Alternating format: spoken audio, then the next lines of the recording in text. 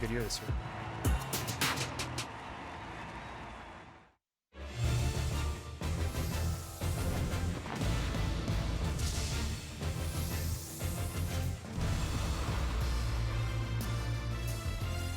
Welcome to Dunedin, Florida on a beautiful Sunday afternoon. The Blue Jays enjoying a great stretch of weather. Blue Jay fans making their way inside Dunedin Stadium. The Pittsburgh Pirates are in town, take on the Blue Jays as Toronto has won 4 in a row here in spring training. Hello, everybody. I'm Buck Martinez, along with my partner, Joe Siddle. And, Joe, the Blue Jays have a potential all-star at second base. Devin Travis getting ready for his 4th big league season, but injuries have kept him from being a regular player. So far, what are your impressions of Devin this spring? Well, the health of Devin Travis is critical for this Blue Jays lineup. His bat can make such a great impact. And the thing with Devin is that with his bat in the lineup, they're an entirely different team. He's battled the injury bug. It was the knee injury last year that cut his season short, but the Blue Jays have taken an aggressive approach with Travis this spring. He's getting 3 and 4 at-bats in his starts down here in spring training. For him, it's all systems go right now. He feels great. The question will be for John Gibbons, where do you pencil him in the lineup? Could be in the leadoff spot. We could see him in the number 2 hole, perhaps sometimes to give Josh Donaldson more RBI opportunities. Today, Devin will lead off for the 5th time this spring. And this time of the spring, there's a lot happening around spring training camps. And for more on what's going on with the Blue Jays, let's check in with Hazel May. Buck, speaking of players trying to work their way back into form, an update now on Steve Pearce, who's been dealing with a mild left calf strain, suffered exactly 1 week ago today. Manager John Gibbons telling me this morning that he's been pleased with Pearce's progress. In fact, he's been hitting in the cages while rehabbing that injury. The plan for him is to start running for the very first time today, and if all goes well, he will manage to get into game action after Wednesday's off day. Buck? Thank you very much, Hazel. A lot of optimism around the Blue Jays in this camp. A beautiful afternoon. Joe Biagini will make his 4th start of the spring when we come back to Dunedin.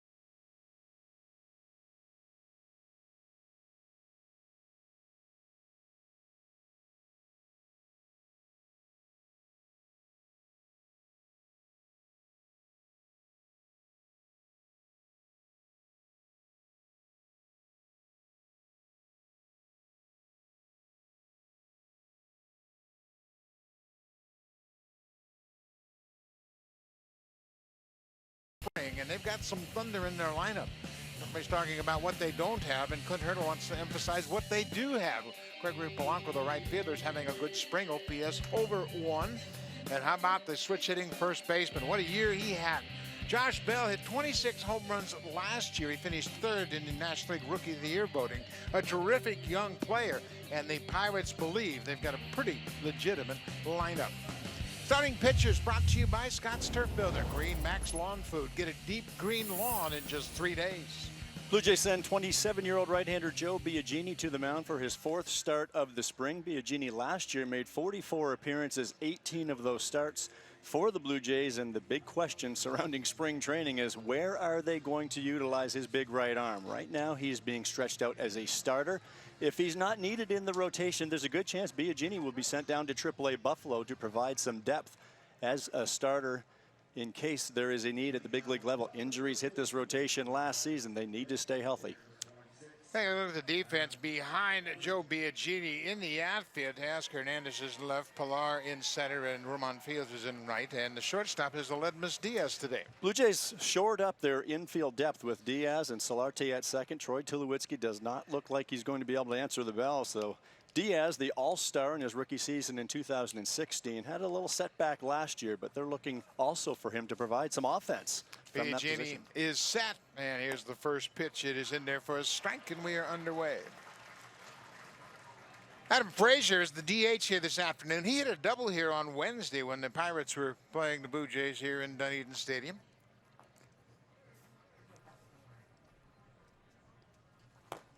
Inside, 1-1. Biagini didn't make his first career start last season until May 7th. He began the season in the bullpen, and it was kind of a challenge for him because he was going back and forth between the bullpen and the rotation. I don't know if he got a legitimate opportunity to develop as a starter. I think it's very unfair to evaluate his performance as a starter last year because of the back and forth, and most pitchers will tell you it's an entirely different routine, not just physically but mentally. Starting pitchers are out there every 5 days, and they've got 4 days to think about that start, whether it went real well or poorly. Joe was 2-12 as a starter for those 18 starts he made a year ago. Here's the 1-2 pitch. Breaking ball looped into center field. Diaz is back. It's going to drop safely for a base hit. A little flare in front of the center fielder Kevin Pillar. Leadoff single for Frazier.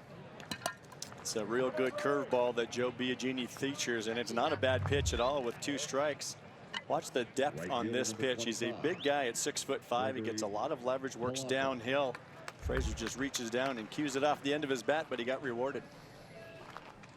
Frazier had 9 stolen bases a year ago. And it's interesting how the National League teams play it here in spring training with a powerful hitter batting second like Polanco. You wouldn't think that he would start the runner in this situation. Gregory Polanco, 251 a year ago with 11 homers.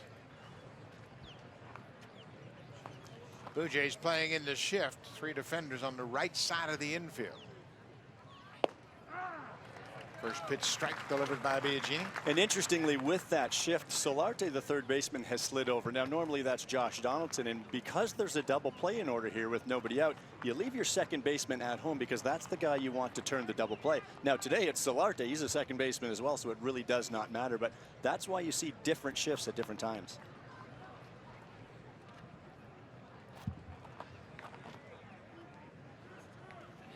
Ground ball off the glove of Smoke. Solarte there to make the play. Good reactions by Solarte. But the runner Frazier, because of the shift, will go first to third on the ground ball out to the first baseman. Nice play by Solarte as he played behind Smoke, got the carom off his glove. And this is what the shift will do at times. Now, Diaz at short had to stay home in case Smoke comes up with this baseball, but as soon as it gets by him, Diaz has to hustle over to third to cover that bag. He did not do that, and there's nobody there. Well, that's the pitcher's responsibility there, and something that they've tried to incorporate this spring to remind pitchers, hey, in that shift, you're going to have to think about going to third base, and that time you could see Biagini in the replay standing there watching the play at first. So 1 out now for the catcher, Elias Diaz. He goes after that first pitch. Elias Diaz, the backup catcher to Cervelli a year ago. Francisco Cervelli, the regular catcher. Diaz got into 64 games and hit .223 for the Pirates.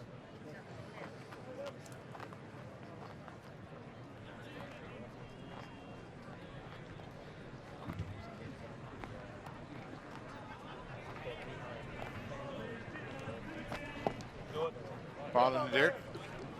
Biagini's working with Reese McGuire, 23-year-old rookie behind the plate, and McGuire was acquired from the Pirates. He was a former Pittsburgh Pirate #1 draft pick out of the state of Washington.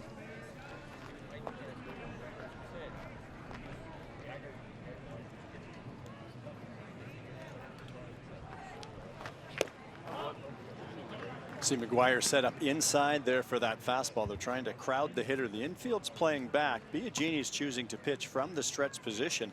But if you can keep something in on that hitter's hands in this situation and not allow him to drive something to cash that runner in from third.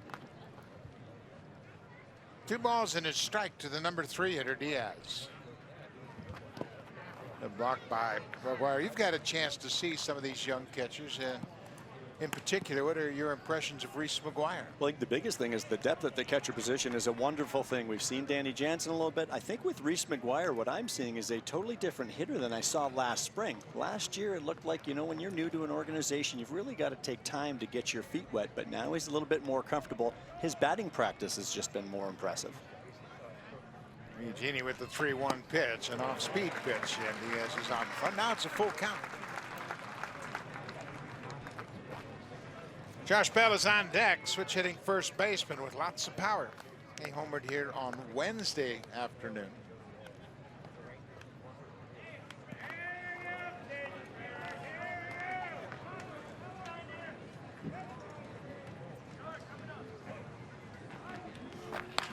Well, foul. Biagini has all of the weapons to be a starter. He is a 4-pitch pitcher. Good movement on his fastball. You've talked about how good his curveball is, and I think it's interesting that Blue Jays are going to try to see if he can adapt to be an effective starter. Starting pitching is not easy to find in this game, and if you can turn a Rule 5 draft pick into a potential middle of the rotation or back end guy, that's a big win. Just off the plate outside for ball 4. Biagini walks Diaz. That's first and third now with 1 out. But you're right. If we have talked about the fact that Blue Jays used 14 starting pitchers last year, and they're concerned about the depth and the insurance behind that front 5. And obviously nothing has been determined yet, but if Joe is not in the original 5-man starting rotation, more than likely he'll end up starting at least the early part of the season in AAA. Here is Josh Bell, the first baseman. Driven into center. Pilar gets over, makes the catch. Tagging at third is Frazier, but he's going to come in and score without a throw. So Josh Bell goes after the first pitch and picks up the first run of the ball game. The RBI for Bell, and the Pirates have a 1-0 lead. Third baseman for 36, Jose Osuna. Well, we talked about the power in his bat, and he wasted no time against Biagini. Got something that he thought he could handle and drive to the outfield, and he did just that. Pilar did a nice job closing on that in a hurry, but no chance at the plate. 6 RBIs for Bell on the spring, and now there are 2 outs for Jose Osuna, the third baseman.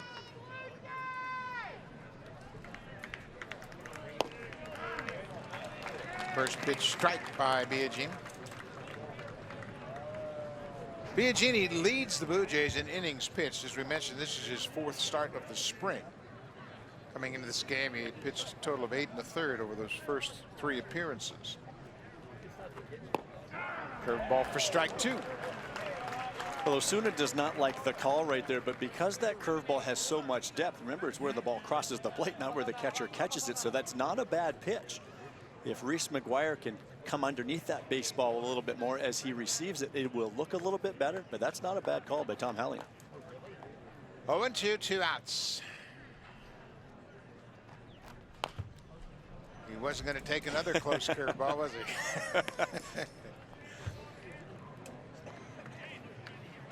Well, Biagini really uses that tall frame. We talked about him, 6'5", and that's one adjustment he's trying to make this year, is to really make sure he uses that leverage and really gets that downhill plane on all the pitches, not just the big curveball. Biagini from the set. Cut on and missed. He comes back with a fastball and ends the inning. The Pirates jump out to a 1-0 lead. Biagini with a good inning. Devin Travis leading off for the 5th time. We'll start things off for the Blue Jays when we come back. Down in the first base dugout.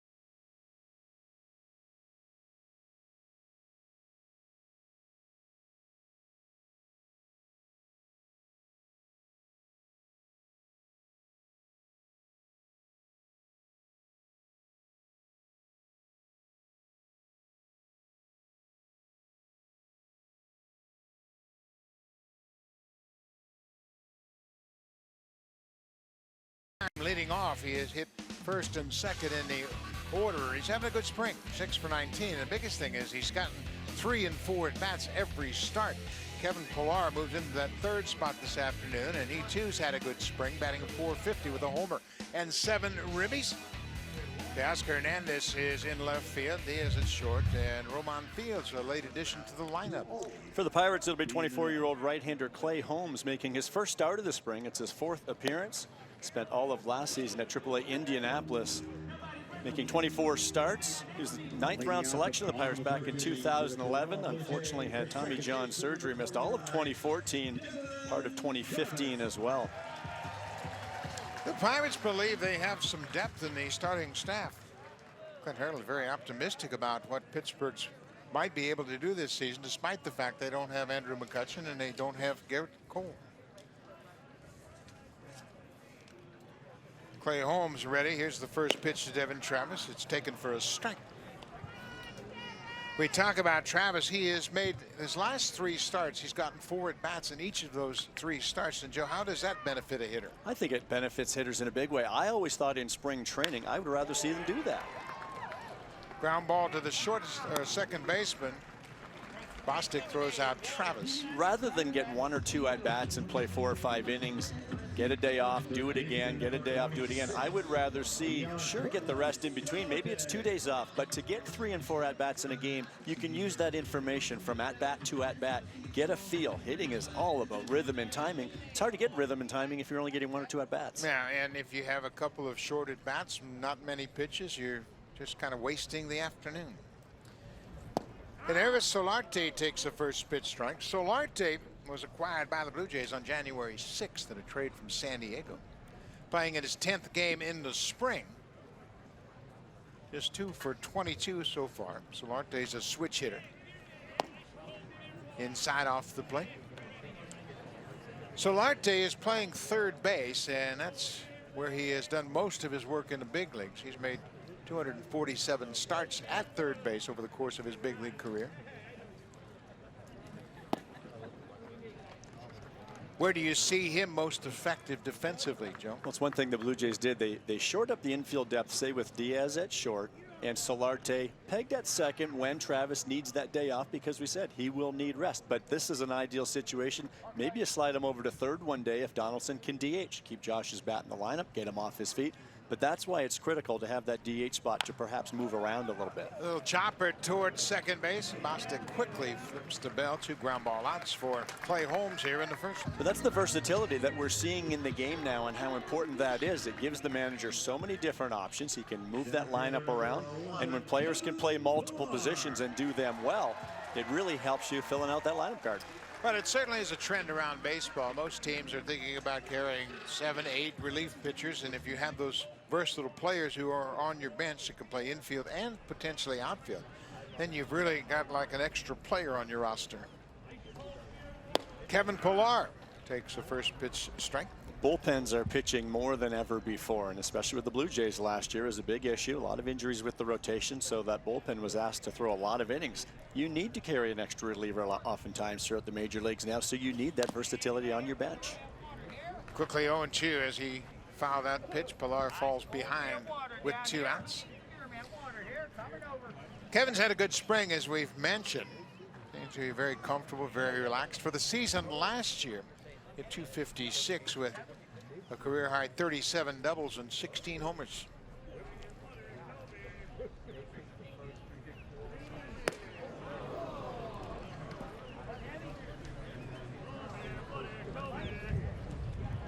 Clay Holmes making his first start. This is the 3rd time the Blue Jays have faced him this spring. He gave up a 3-run home run to Dwight Smith Jr. the last time he pitched in this ballpark. There's a high fly ball into center field, not that deep. Austin Meadows is there. He waits on it, and that's the inning. Good start for Clay Holmes. 3 up, 3 down. The Pirates have an early 1-0 lead.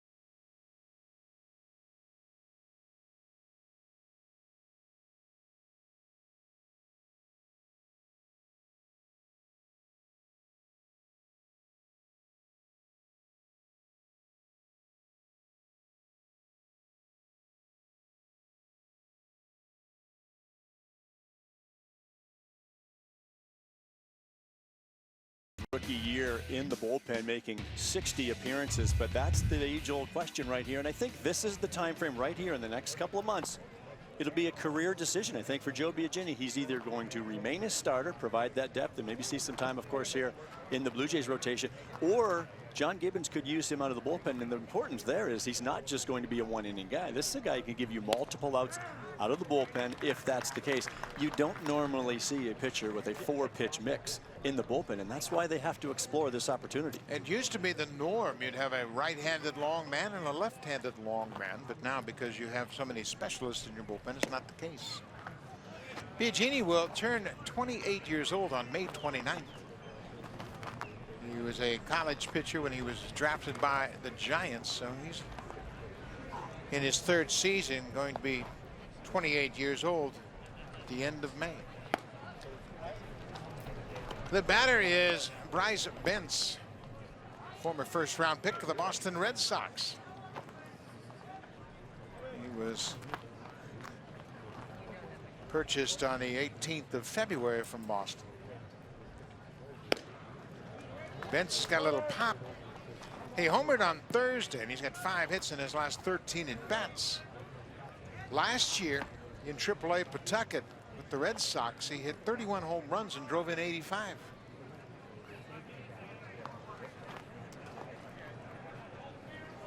Three and 1 to Bentz. Bryce Bentz, we mentioned his history. He played parts of 3 seasons with the Red Sox. Got a couple of different opportunities to play in Boston.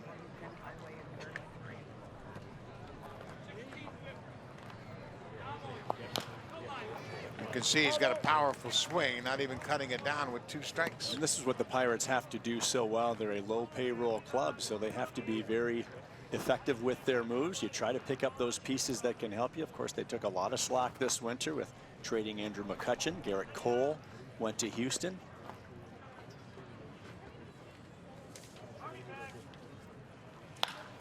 Ground ball. Diaz backhands, rights himself, fires in plenty of time, 1 away.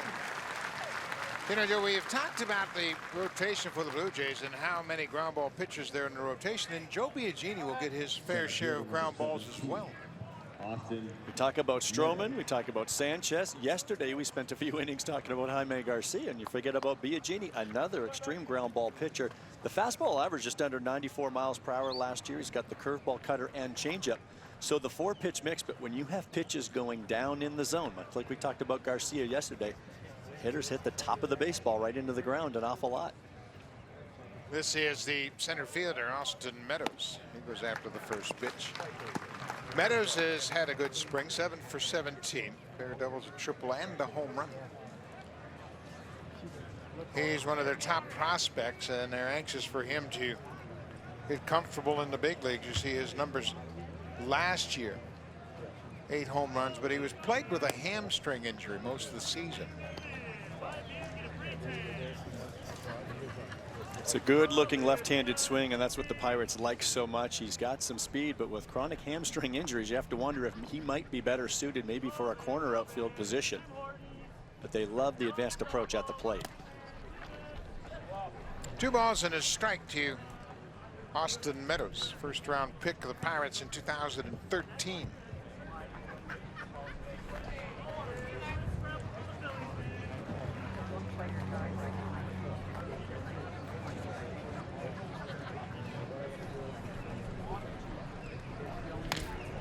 Fouled off. You mentioned the Pirates moved Andrew McCutchen. He went to San Francisco with the Giants, and Garrett Cole was traded to Houston. And in moving those players, the Pirates saved a total of $18 million in salary. This is how they have to operate, though, too. When you talk about the smaller market teams, McCutchen's going to be a free agent in 2019, so they only got 1 more year with him anyway. So you unload the salary, you get some prospects in return. Cole had the extra year. He would have been around for 2 more years, but again, they try to make those moves ahead of time when those players have a lot of value. McCutchen had a nice comeback year after he struggled in 2016.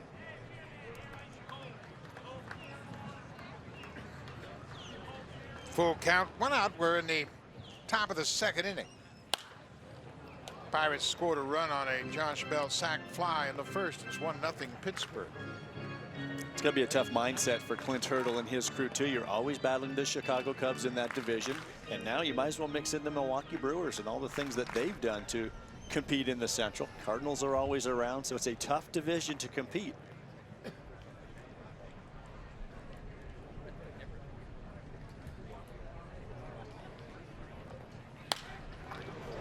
Hurdle is always upbeat, and he is rarely ever going to say anything negative, but he really encourages his team. Hey, we focus on the internal noise, not the external noise. Everybody says it's going to be a terrible season for the Pirates, but Clint Hurdle never allows his team to think that way.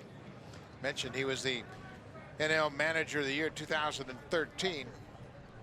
His team won 98 games in 2015, but finished second to the Cardinals.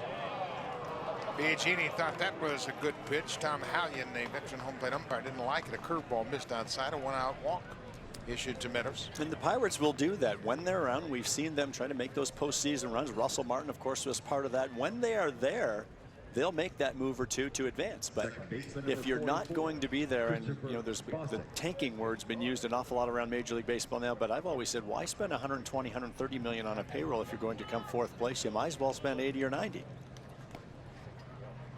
Pittsburgh made it to the postseason in 3 straight seasons, 13, 14, and 15. There goes the runner. He was off on the pitch, and McGuire couldn't come up with it.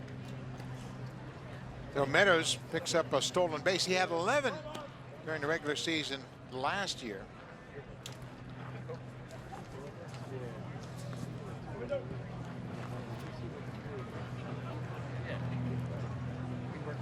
That's the 15th stolen base of the spring for the Pirates. The first for Austin Meadows. Christian Bostic, the second baseman, at the plate. Pops it out of play. It's 0-2. Bostic had a good season at AAA last year for the Pirates. He had 294 in AAA.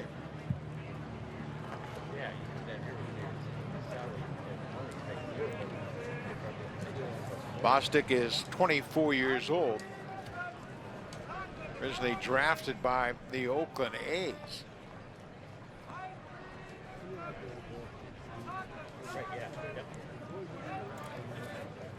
Oh, 0-2. Cut out and missed. Another good curveball. Biagini's had a good curveball all afternoon.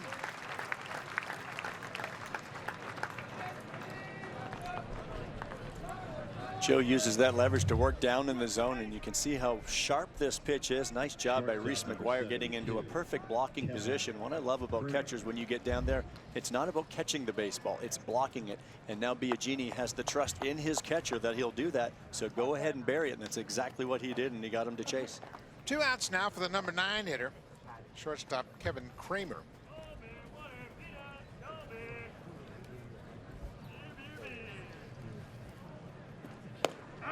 Biagini gets a good fastball down and away for a strike. Kramer, a second-round pick out of UCLA by the Pirates back in 2015.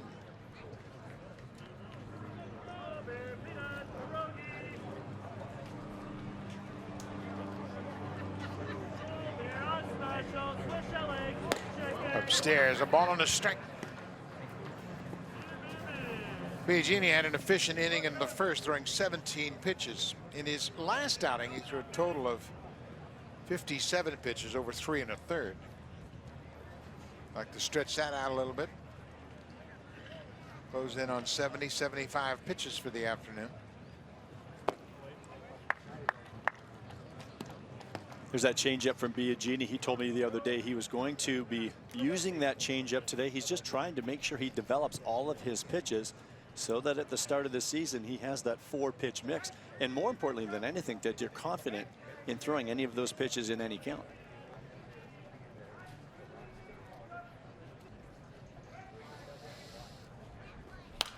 Fouled out of play. 2 balls and 2 strikes.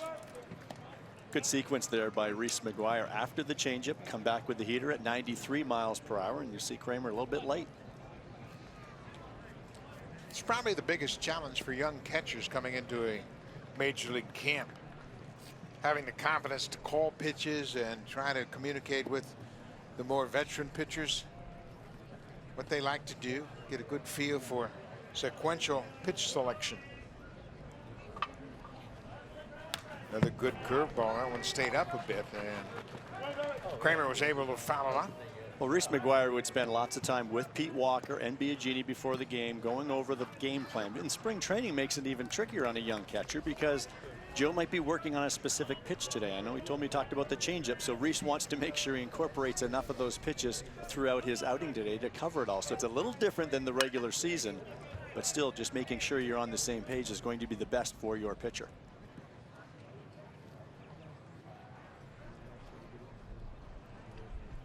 See Reese McGuire now changing that set of signs. Instead of just fingers, he did some hand signals first. Sometimes that's just a bluff.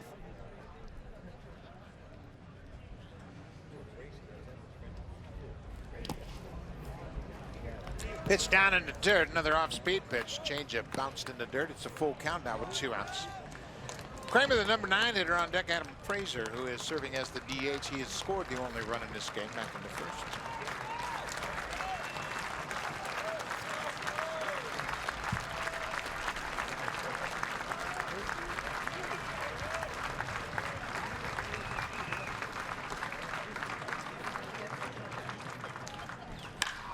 Line drive, that's going to be trouble.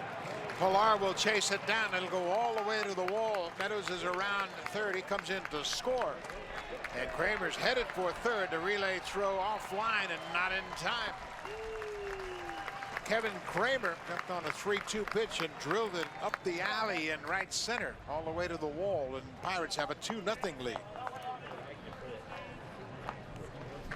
Well, now you see a pretty good swing right there from Kramer, why he's the number 9 prospect in the organization. He saw a lot of pitches that at bat from Biagini, not a bad fastball down in the zone, but that's the other thing too with a pitcher that's bouncing back and forth from starting and relieving. The one thing that pitching coaches will say is sometimes a pitcher's stuff plays up more out of the bullpen. The velocity would be a little bit more, you get a couple miles per hour more on the fastball and even on the cutter.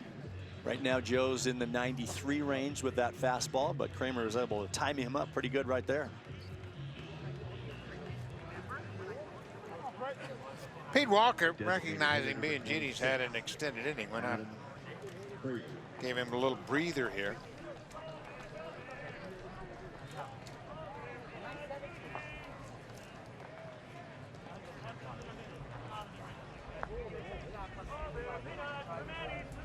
.24 pitches in the inning for Biagini at 17 in the first.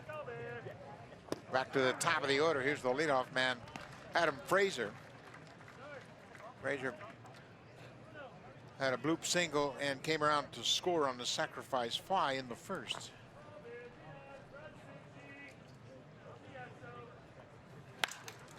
Fly ball to left.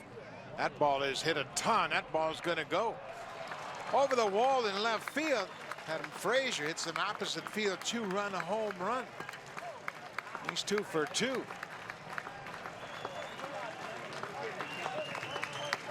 Frazier's first home run of the spring, an opposite field job that goes out to left.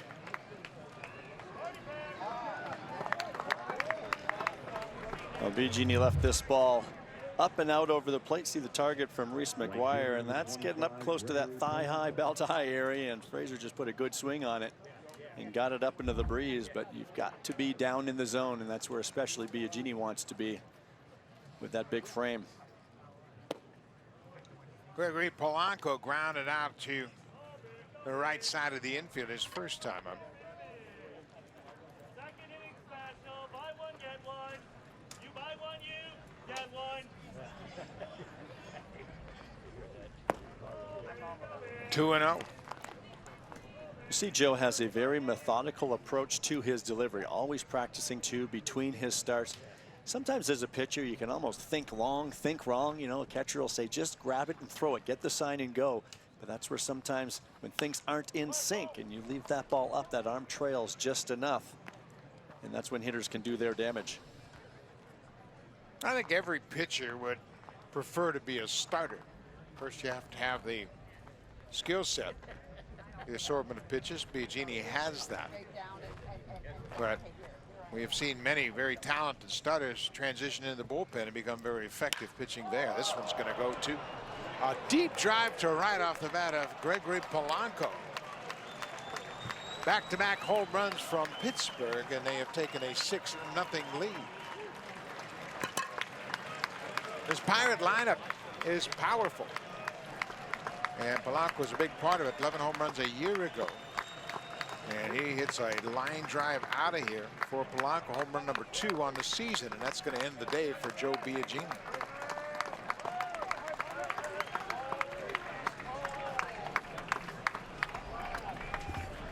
So Pete Walker has made the call to the bullpen. Jose Fernandez, a young left-hander, will come on and try to close things out. Rough outing for Joe here this afternoon. Pittsburgh has an early 6-0 lead. Scott's Turf Builder Green Max Lawn Food.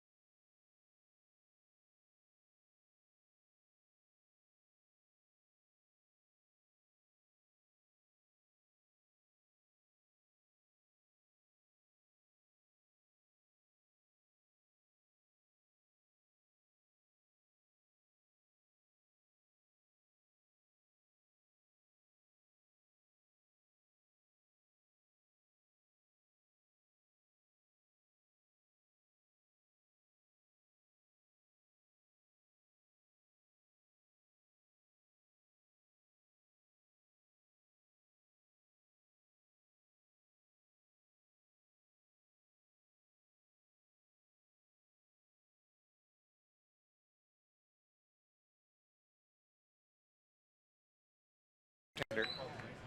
25-year-old Jose Fernandez will try to end things here in the third. 5-0 Pittsburgh.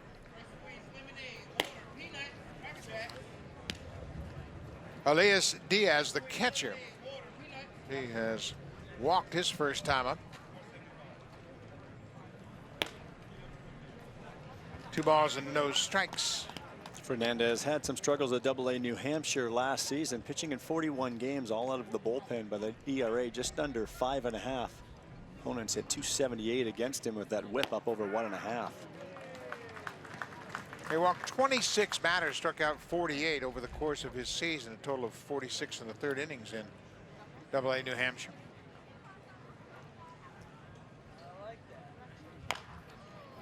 Fastball is pulled foul up the third baseline. 2 balls and 2 strikes.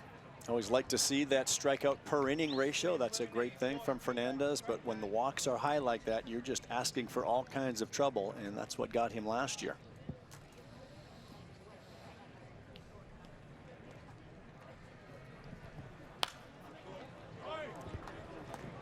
Fernandez began his career with the Blue Jays in the Dominican Summer League in 2012 as a 19-year-old.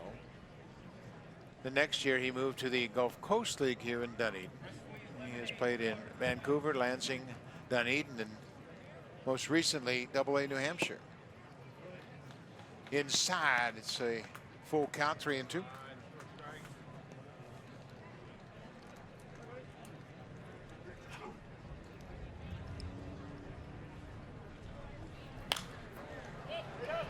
Popped up. McGuire lost it. Now he's found it and makes a nice recovery as he almost caught it, but he lost it in the sun when he looked up and the ball hit off his glove. It was an emergency, Joe. He tried that basket catch, and that's very challenging for a catcher. Well, I can't think of a worse feeling is when you look up and then you lose sight of the baseball. And for a catcher, Reese is behind home plate. He's the only one that can get to this ball. He's not going to get help from either one of his third baseman or first baseman. You find it late real quick and you try to scramble, but he's unable to make the play. Another pop-up, this one down the right side. Smoke giving chase, stays with it, makes a nice play. Over the shoulder catch to end the inning.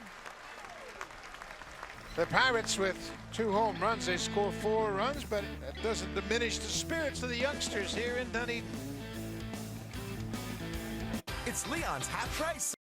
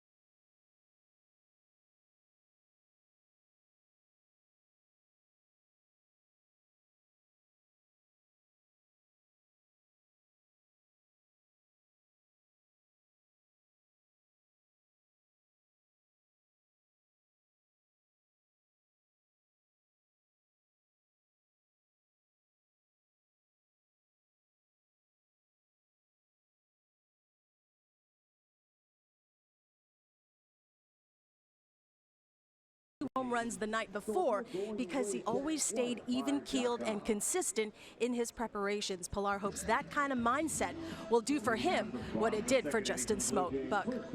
Well, Justin Smoke had a lot of high expectations early in his career. He was the 11th overall pick in 2008 by the Texas Rangers, and big, strong guy, good first baseman, switch hitter. Everybody expected him to have that season a year ago, earlier on in his career, but it just wasn't the case for him. So he's a good guy to seek out for, talking about dealing with the ups and downs of a full season. The best part of Hazel's story right there is the fact that Kevin Pillar is reaching out. He's turning to a teammate. He's turning to experience to say, how can I be better? And it's very interesting. One of the first things Justin Smoke talks about is that mental approach. We know this game is a grind. You have to be able to put your 0 for 4s behind you and get them tomorrow. And that's one thing Justin has talked about in his success last year, is being able to do that and move forward. Smokey hit .270 with a career high 38 home runs. He had his best offensive season by far, and because of that, he earned the right to start the All-Star game. And interesting, when you watch Justin Smoke take batting practice, he is not trying to hit balls on the shed in right field here in Dunedin. He's just thinking gap to gap, single double type approach. And then in the game, the ball speeds up a little bit and he may run into one. Well, he did that a lot last year. And I think Kevin is trying to take some of that approach too, not trying to be too big with the swing. Smoke leading off the bottom of the second. 2 balls and 2 strikes. Ground ball. They play him in the shift, and Bostic from the outfield throws to first for the out. That's got to be one of the more frustrating aspects of hitting in this game today in the major leagues. They employ so many shifts. You can hit a ball right on the screws and it can then go as a 4-3 grounder. Well, we hear the term launch angle so often in the game anymore that hitters are trying to elevate. But Justin Smoke, as I said, his routine in batting practice, he's trying to line drives gap to gap. Well, what have you been doing for 100 years in baseball? That's what you've been trying to do, drive the baseball. Now, though, we have terms for it and we have measurements for it. So it's been the big topic of conversation over these last few years. Kenrys Morales serving as the DH here this afternoon. Morales was the first baseman in the game yesterday. Finished up 0 for 3 with a strikeout in that game against the Tigers.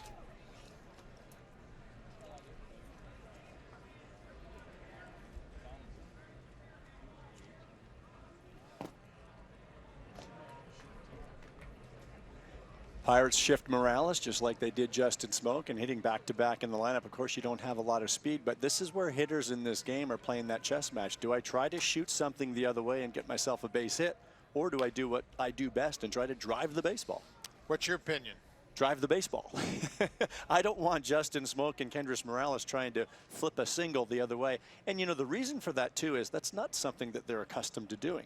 Curtis Granderson, I had a great conversation with him the other day, and he said it's a lot harder than people think, especially coming from a right-handed pitcher with the angle of the ball coming at you. Ball is pulled on the right side. It's a fair ball. Bell flips to Clay Holmes for the out. A couple of ground ball outs here in the second.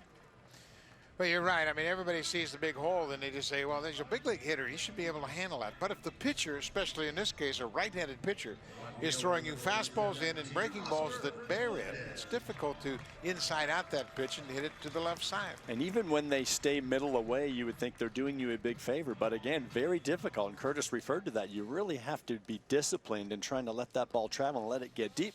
Well, then if your timing's not right, you're going to miss it. So it's a mental game because you've got to check your ego a little bit, but you still want to be what you do best. And for these guys is drive the baseball. Teoscar Hernandez was originally in right field in this game. Dalton Pompey was playing left, but Pompey was a late scratch, and we've not been given an update on his status. But Teoscar now in left field, and Ramon Fields got a chance to start this game.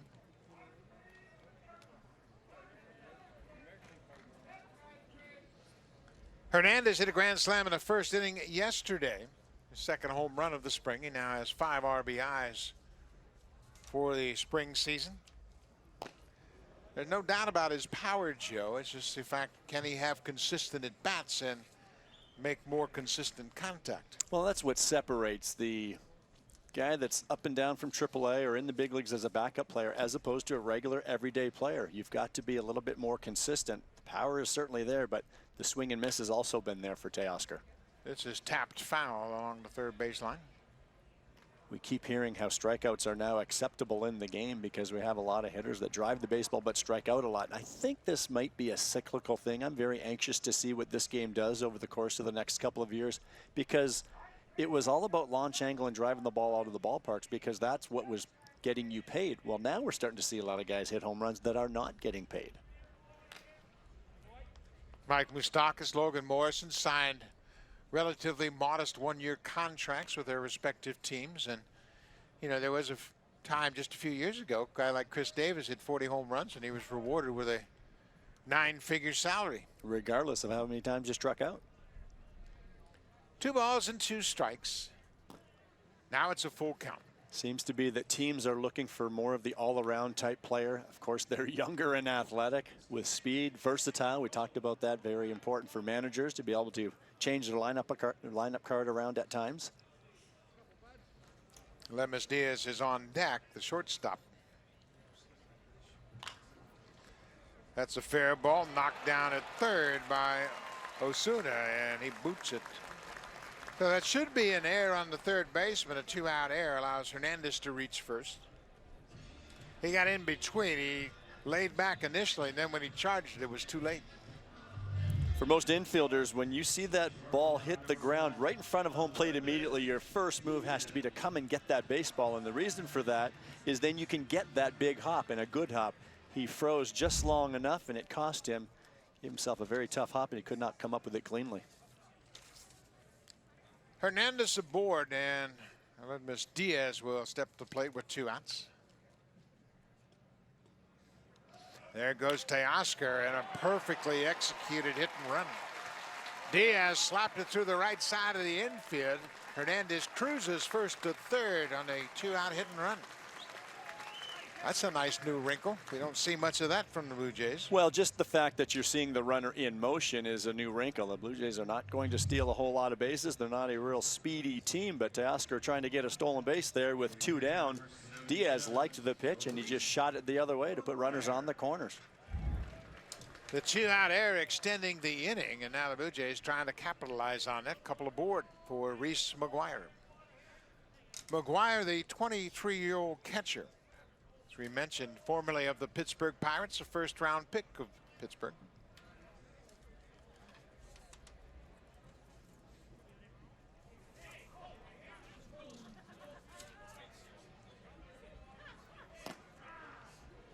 McGuire was the 14th pick overall by Pittsburgh in 2013. To give you an idea of how much the Pirates regarded him, a fellow named Aaron Judge was taken 32nd in that same draft. But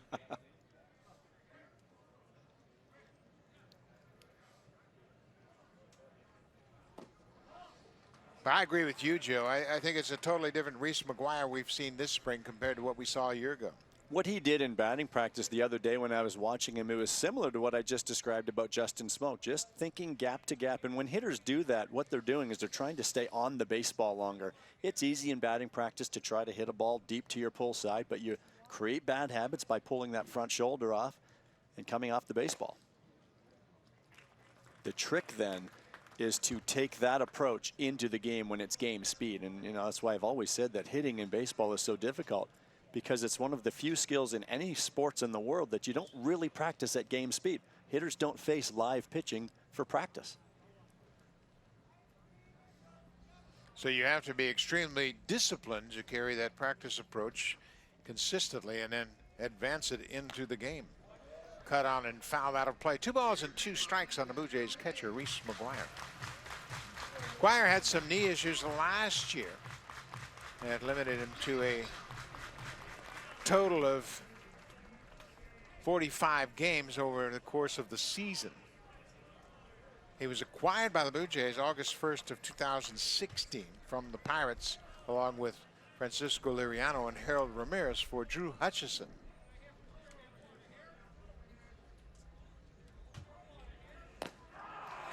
Strike 3 call. Tom Mahalia, the veteran umpire, with that classic called strike, rings up Reese McGuire. The Blue Jays leave a pair of base runners, and Pittsburgh leads it 5-0. When you switch your car.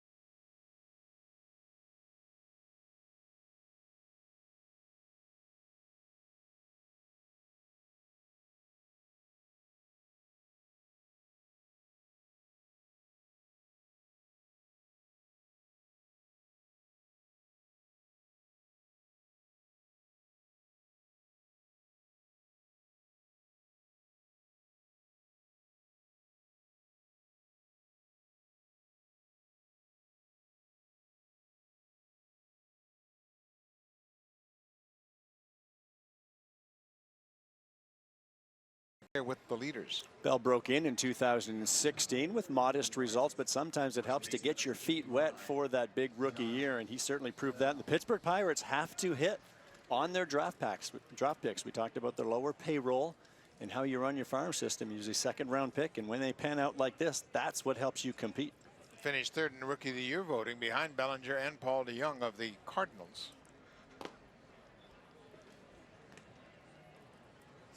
Bell turns around and Matt's right-handed for the first time this afternoon. He had the sac fly in the first to give Pittsburgh a 1-0 lead. Jose Fernandez misses with that fastball away. It's 2 balls and no strikes.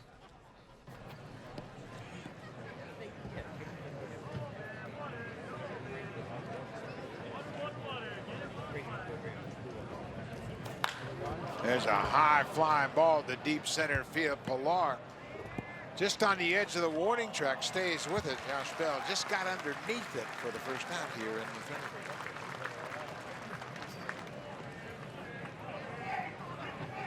Jose Fernandez took over for Joe Biagini, who lasted just an inning and 2/3. Biagini's 4th start of the spring. He threw a total of 47 pitches, and 30 of those pitches came in that long second inning. He got hurt with a couple of pitches up in the zone, and we talked about his approach, the very mechanical delivery, and when he's good, he's very good. He's pounding that ball down the zone and getting a lot of ground balls, but when that ball elevates and hitters start to elevate, that's when you get into trouble. And the long ball got him twice today. Back-to-back home runs by Frazier and Polanco in that second inning. Jose Ozuna, the third baseman. Biagini struck him out to end that first inning.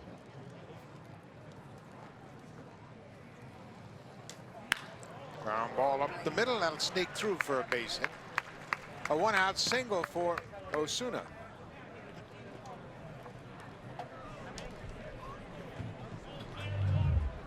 Ozuna gets this pitch out over the plate, and you can see the elevation again now. You can pitch effectively up in the zone. We see Jay Happ do it very well, but there's such a fine line there, especially with Jay's got that sneaky fastball.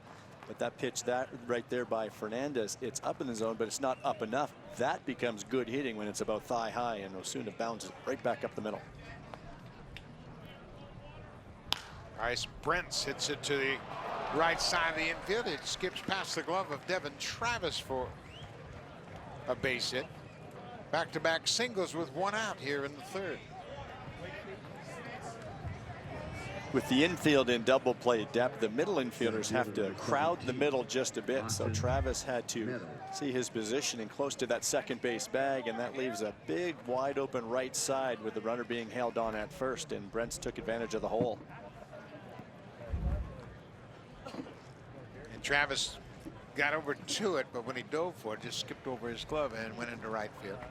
First and second, 1 out. Center fielder Austin Meadows walked, stole a base, and scored his first time up.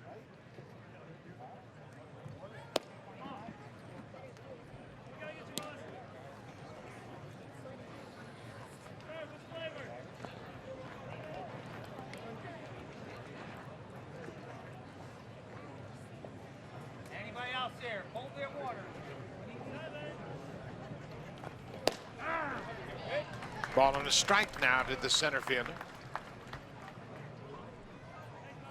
Jose Fernandez, we mentioned he pitched at Double-A last year.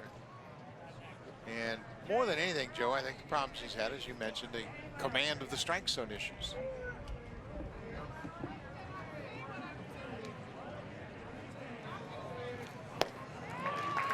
How many times do we see in big innings?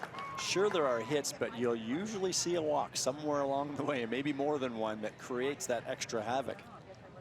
If you make hitters beat you with their bats, generally you're going to be okay, but you mix in a walk here and there, and then you get the big double in the gap or a base hit, and that's where you get into trouble. Right here, he's just given up a couple of singles. No harm done.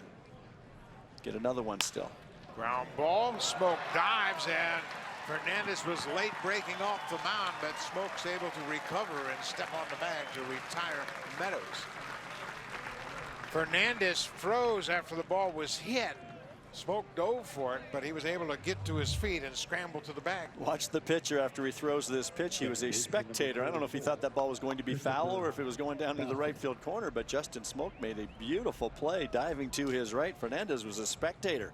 Good thing for him, Smokey was able to get up and beat the runner to the bag. Now, first thing you have to do as a pitcher when you see that ball hit to the right side is break toward the first base bag. Christopher Bostic, the second baseman, he struck out on a curveball his first time up. Runners at second and third, 2 outs. Fernandez anxious to save these 2 runs here.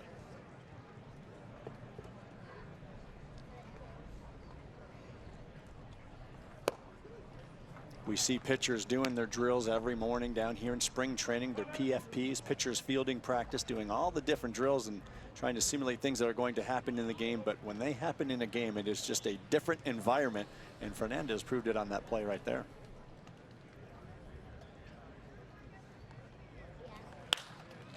Fly ball down the right side. Roman Fields with a long run into foul territory, utilizing that great speed. He runs it down, and Fernandez gets out of it. The Pirates leave a pair, but they have a 5-0 lead.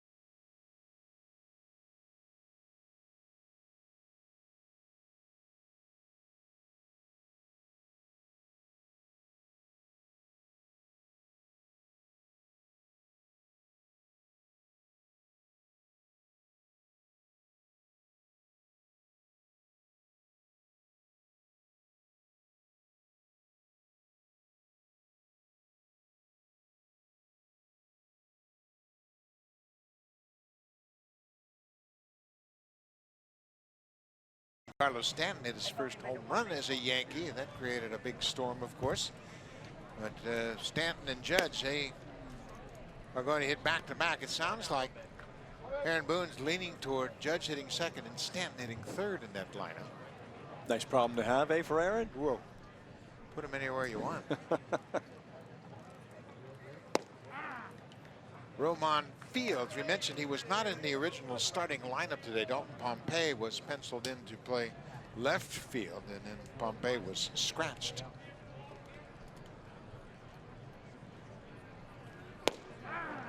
Strike 2, 1-2.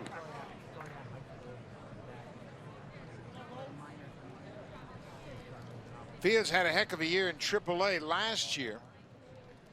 He hit .283 after starting out the season in AA. He played 20 games in New Hampshire, and then he was promoted to AAA. For the season, he ended up with 50 stolen bases. That's a tool Blue Jays don't have. They don't have that speed, and Fields is an interesting minor leaguer. Laid off that pitch, and the appeal down to third is denied. Well, he is a very interesting piece, because anytime you have a skill set like that that really lacks with the big league club, you certainly think he can help this team at some point in the big leagues. We heard his name a lot last year with the successful season that he was having in AAA, but he did not get the call. Tom Hallion rings him up on that inside fastball, and Hallion indicating to Fields that ball ran back over the inside corner and caught the plate. So he strikes out for the first out here. It's a great pitch for a right-handed pitcher when you can start it inside and bring it back just a bit. And as a hitter, you think that ball's inside, so you give up on it as a left-handed batter, and it comes back just enough to catch that inner part.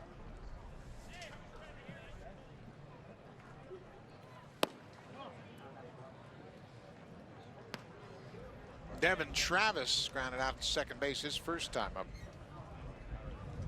Devin's having a good spring. Reason he's having a good spring, he's healthy, he feels good. All his drills have gone very well. Louis Rivera, the infield coach, is thrilled with the way that Travis has been able to work. He's basically had no restrictions throughout the entire spring. He got up to a slow start last year, had a terrible month of April, but I think in his own words, he said he wasn't ready to start the season. He wasn't. Was not ready. Well, trying to come back, and that's why a healthy Devin Travis can really help this lineup, because this lineup that struggled to score runs, they need more offense all over the place. But the first place you look are the guys that were there last year but just weren't on the field enough, and Devin is one of those. And it's an impactful bat when he's in the lineup regularly. And Rick Jacoby continues to say it's one thing to have good hitters, but they got to be in the lineup for you. Josh Donaldson was another one in that department. Just injured enough where you don't maximize that production. So if they can get health from those two guys alone, you're looking at an increase in that offense that was last in the American League. Stroke to first base. Nice play by Bell, who flips to Holmes, and Travis is retired. Sharply hit, but right to the first baseman. Third baseman number 26. Two away for the third baseman, switch hitting Yervis Solarte. Solarte grounded out the second, his first time up. Blue Jays have just one hit. Ledmus Diaz with that hit and run single to right field back in the second.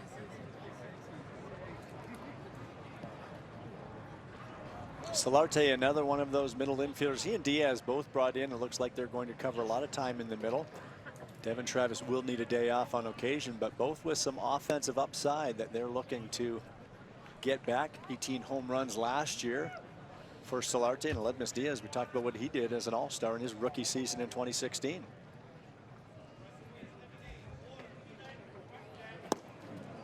Off speed pitch, and Solarte was out in front. It's going to be interesting to see how the Blue Jays handle Devin Travis.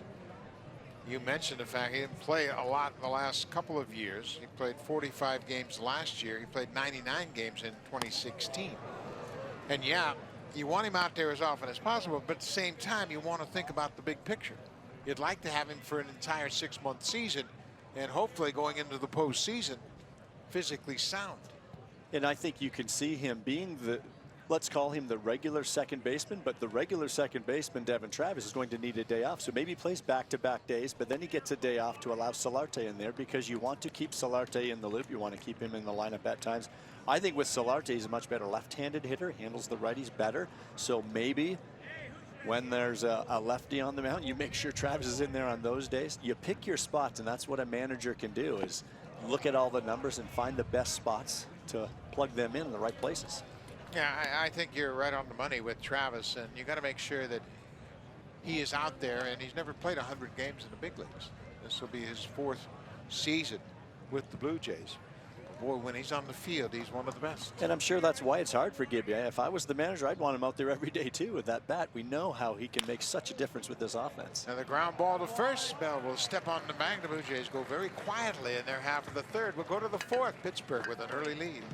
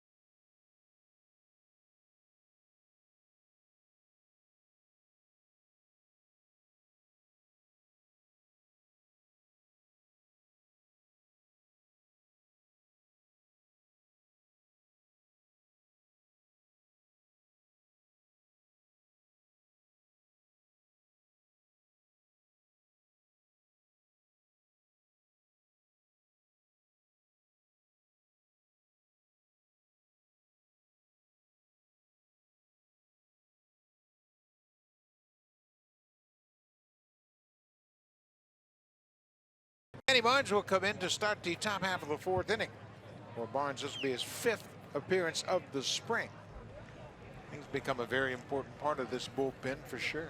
Well, he was worked hard last year, pitched in 60 games for the Blue Jays, 66 innings out of the bullpen. That's a lot of work. And I think Pete Walker talked about that early in the spring. Ryan Tepera in the same boat. Ryan pitched in 73 games. These are two guys that you're going to rely on in the bullpen, but they're being very careful and slow going here in spring training to slowly ramp them up to get ready for another heavy workload this season. One thing Danny does, he throws a lot of strikes. He has outstanding command of the strike zone. He moves that fastball around. He won't light up the radar gun, but boy, he pitches ahead so effectively that he's become a very good pitcher for the Jays. He's been working on a little bit of a breaking ball. He's had a tough time coming up with a consistent breaking ball, but that's his goal this spring, to try to develop a breaking pitch. That was his excellent changeup right there. The fastball average around 92. That slider, which he continues to work on, we will see, but that changeup's been an excellent pitch for him, and he'll throw it any time in the count, and he'll go back to back just like he did right there, to righties or to lefties. He's got a great delivery for the changeup, because he sells it just as if it were a fastball, and then it'll top out at 81, 82 miles an hour. Marco Estrada has one of the best changeups in the game, and a big part of it is that deception. Full count to the leadoff man, Kevin Kramer. Kramer tripled back in the 2nd inning. Hit a deep drive to deep center field, went all the way to the wall in center. Changeup pulled foul on a 3-2 pitch. And that's what I mean about throwing it at any time in any count. When you have the confidence to do that, that's a huge weapon. Catcher needs to know that, and we saw that from Barnes a lot last season. Opponents hit just 200 against him, and you talked about the walks. He's in the zone. That whip just over 1. Not too many base runners. Another foul ball, but that time it was the fastball. Danny Barnes was drafted in the 35th round by the Blue Jays in 2010. You don't get many 35th rounders that make their way to the big leagues. Comes back with a fastball and gets the strikeout. Hey, talk about what an important part of the bullpen Danny Barnes has become. You take a look at the bullpen overall, and there are some locks down in that pen. Of course, it's anchored by Roberto Osuna, that great young closer. Big workload from Tepera and Barnes last season, as we noted. Aaron Loop in that mix as well. Those are the guys we're going to see break with the team. Now, after that, there are a lot of guys. Son Wong always signed. He will be part of that mix as well. But now you've got the likes of John Axford, who we saw yesterday, Tyler Clippard, some veterans such as Al Albuquerque, and these are all names that are going to be in the mix. Craig Breslow from the left side, along with Tim Meza could be another option, Matt Dermody. So there are a lot of other names in the mix to fill those last few spots, but that group right there is going to have to carry a lot of the workload. First time in a long time I can remember that there were this many good arms in camp. When you really think about the depth and the prospects, especially when you think about what might be pitching, what that pitching staff might look like in Buffalo, loaded with young, talented pitchers, both in the rotation and in the bullpen. We hear the word depth so often, and the reason that's so important is because you can have your big league squad come opening day, but we know that changes in a hurry. So you need the arms down in the bullpen in AAA, reliable arms that you feel good about bringing up into the major leagues. Oftentimes they're guys with major leagues experience, and that'll help as well. Well, you mentioned Al Albuquerque. He has really thrown well. He's pitched in 5 games. He has 7 strikeouts in those 5 games and has just 1 walk. John Axford struck out the side yesterday. He was very impressive in his outing. Adam Frazier a day late on that fastball after Barnes set him up to use that fastball away. It's 2 balls and 2 strikes. Frazier's had a good start to his day. Singleton scored in the first and hit a 2-run opposite field home run in the second.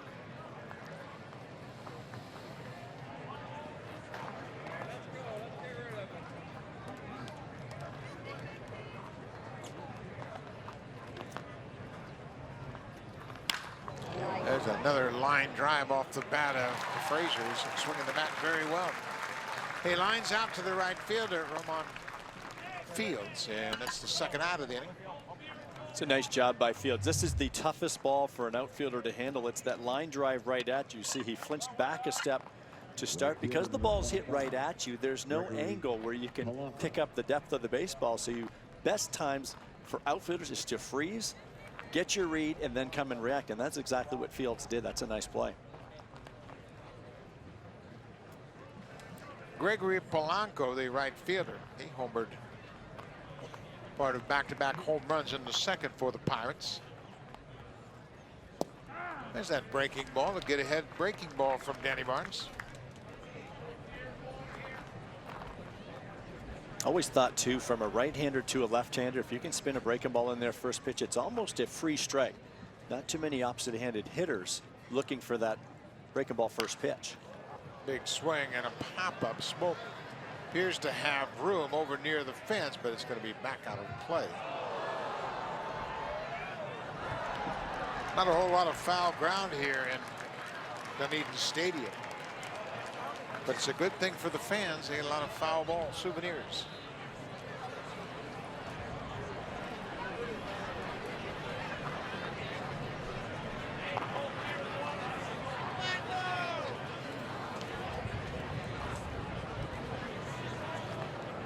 Barnes ahead 0-2.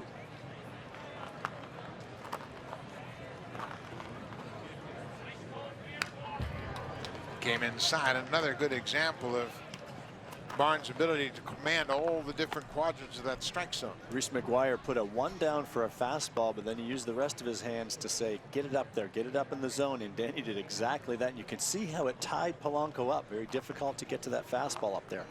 Now he wants the changeup. Missed down and away.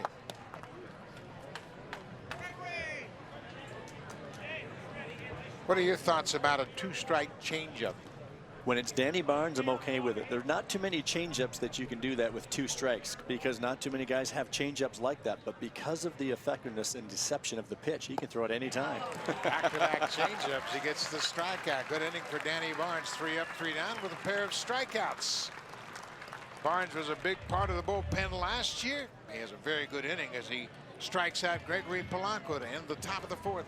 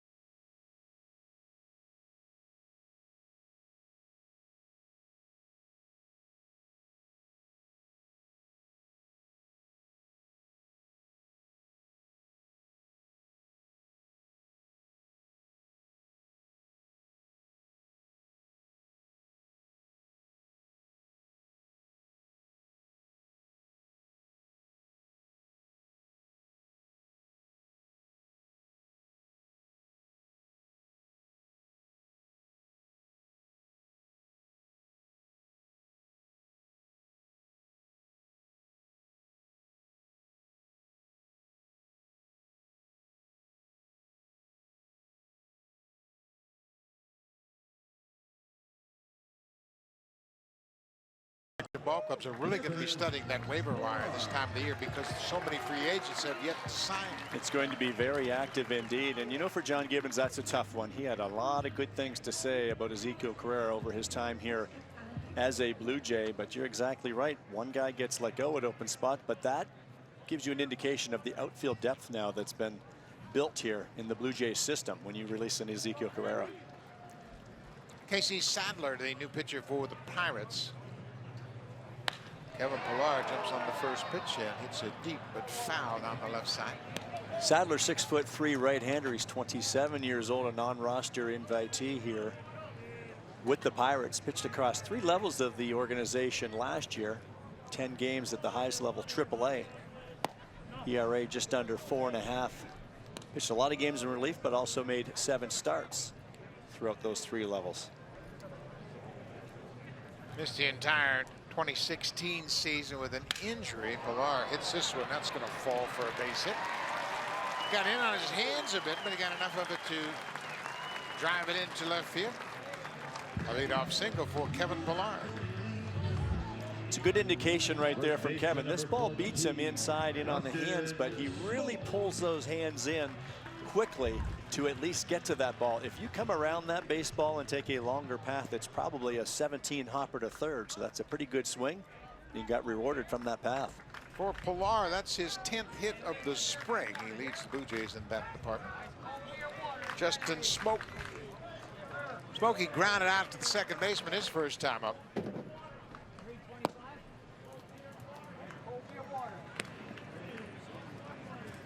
Smoke, of course, had that terrific season a year ago. 38 homers, 90 RBIs. He'd like to replicate that this year.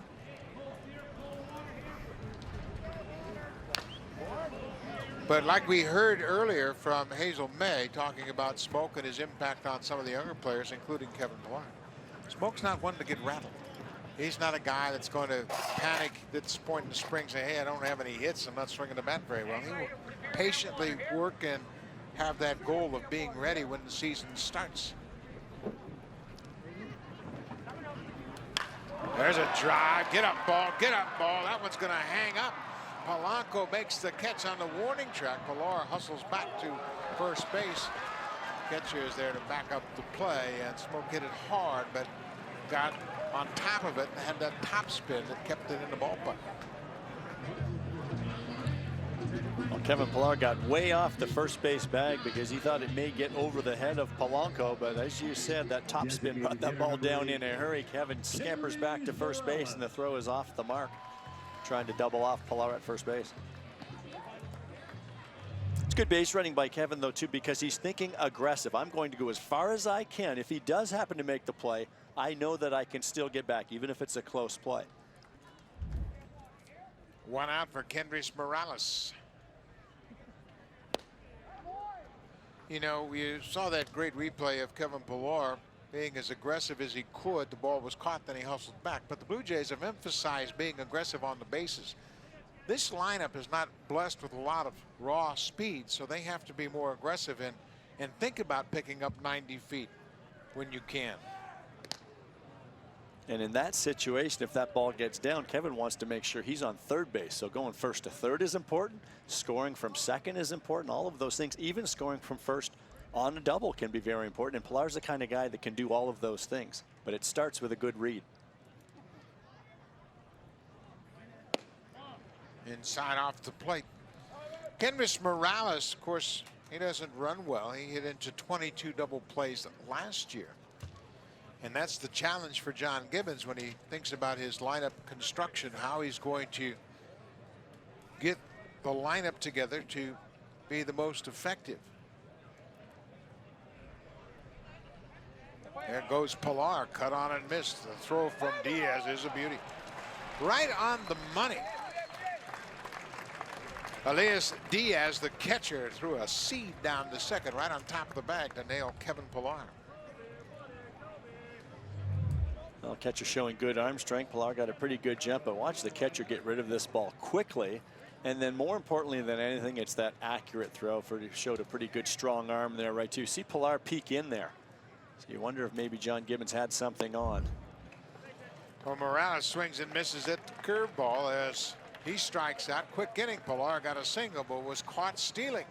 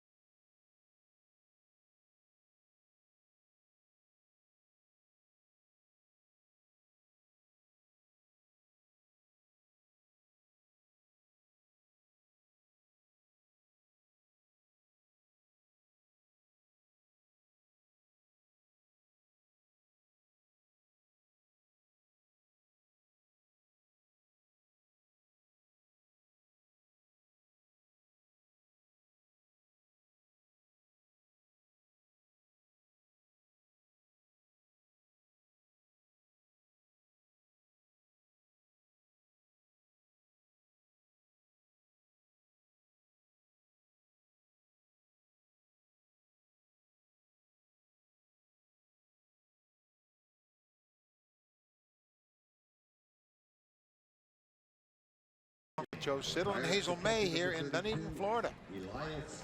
Spring training baseball. New pitcher for the Blue Jays, Luis Santos. He's making his 6th appearance of this season. Last year with the Blue Jays, he got into 10 games, and Santos is another former Pittsburgh Pirate. He's another guy that we could see at some point in the Blue Jays bullpen this season, and he can provide that length as well. Had success. He's 10 games up with the Blue Jays last season. Look out. The catcher Diaz gets hit with a first pitch breaking ball, and he'll take his base. Santos had that one get away from him. Santos, we mentioned, he started out with the Pirates. He was traded to Kansas City in 2012, pitched in 2013 in Burlington and Idaho Falls, and the Blue Jays got him as a minor league free agent on the 6th of April 2015. He has pitched in Dunedin, New Hampshire, and last year made 24 appearances in AAA Buffalo, 21 of those as a starter.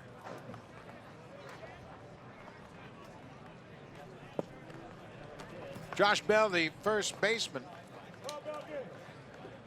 he's 0 for 1 with a sacrifice fly. He hit a sac fly in the first inning, driving the first Pirates run of the afternoon.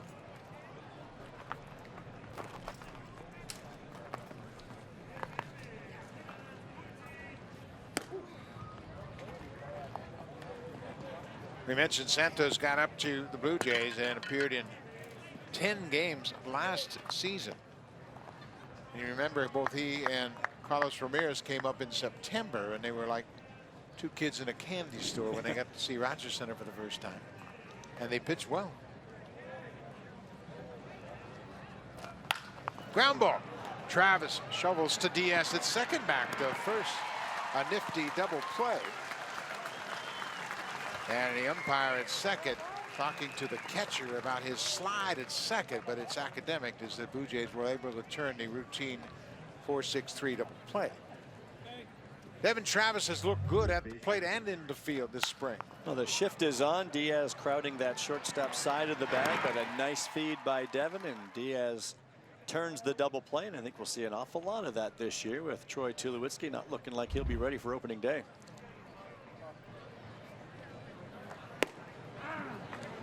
Santos comes back. Take a look at the slide of the catcher. Watch where he goes. He goes after Diaz, well away from the bag at second, and the second base umpire pointed it out. That was Marty Foster at second base, who has shifted around. The umpires, they'll take different looks when they're working in the field, and Marty Foster at second base said, hey, you were going to be out even if they didn't turn that. That is an illegal slide with the new slide rule because he deviated his path. He went toward the infield, and that's one of the things you cannot do now. Cannot go after him like that outside the path. It used to be where you could go out there as long as you could reach the second base bag, but now you cannot deviate that path. If that was not turned, it would have been ruled a double play. Jose Osuna, the third baseman, he's 1 for 2 with a strikeout. He had a single to center in the third inning. That came off Jose Fernandez, the young lefty.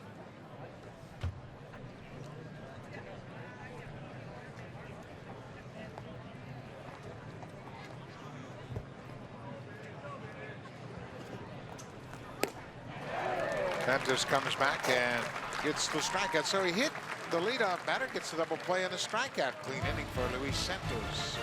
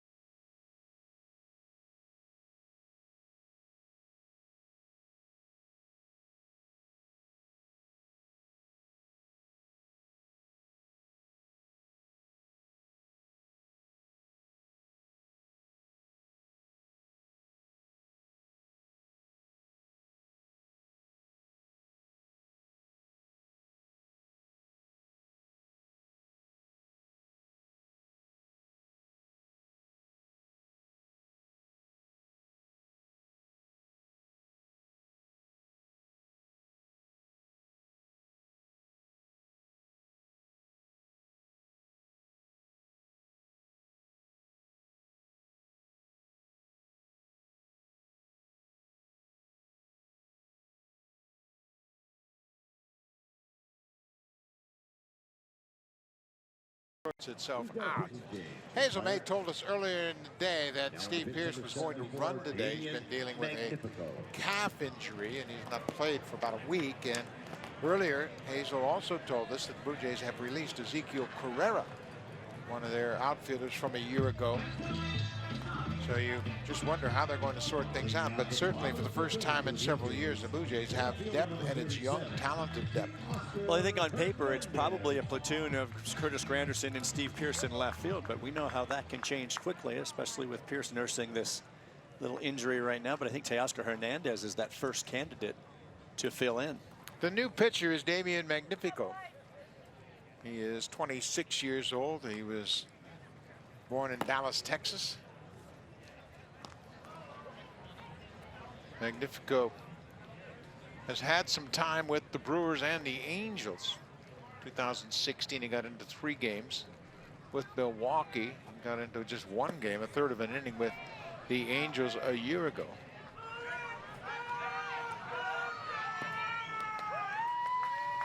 He is a Rule 5 player drafted from the Angels in December of this past off season. So if he doesn't make this ball club, he'll have to be offered back to the Angels.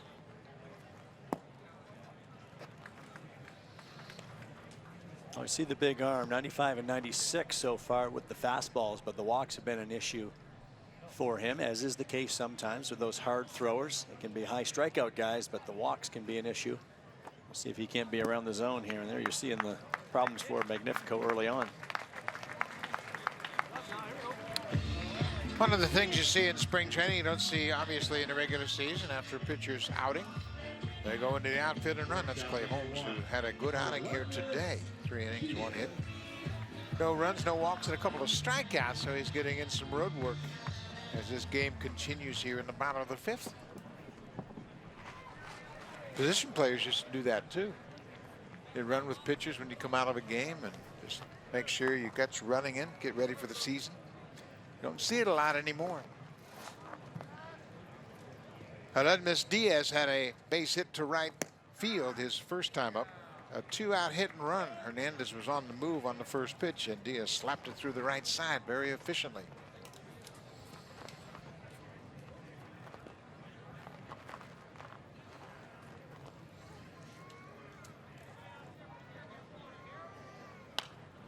Breaking ball stayed inside and it jammed Diaz.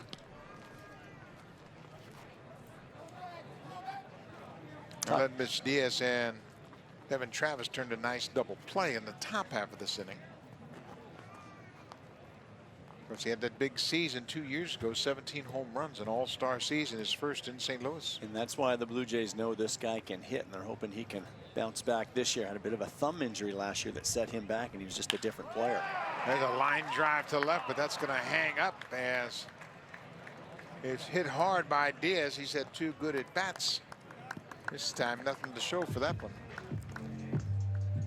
That's when you get back to the dugout and your teammates say you should not have hit it so hard, but you'll take that in spring training. You're right where you want to be when you're hitting balls on the screws like that. It looked like it was going to get down in front of the left fielder, but it hung up long enough for him to make the catch. Reese McGuire called out on strikes his first time up back in the 2nd.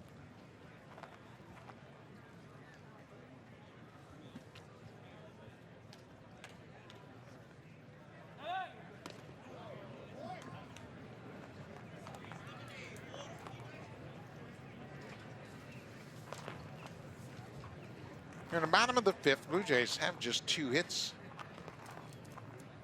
Kevin Pillar had a base hit in the 4th. Aledmus Diaz had a base hit back in the 2nd. That's been it, 2 singles. Down and away for a ball.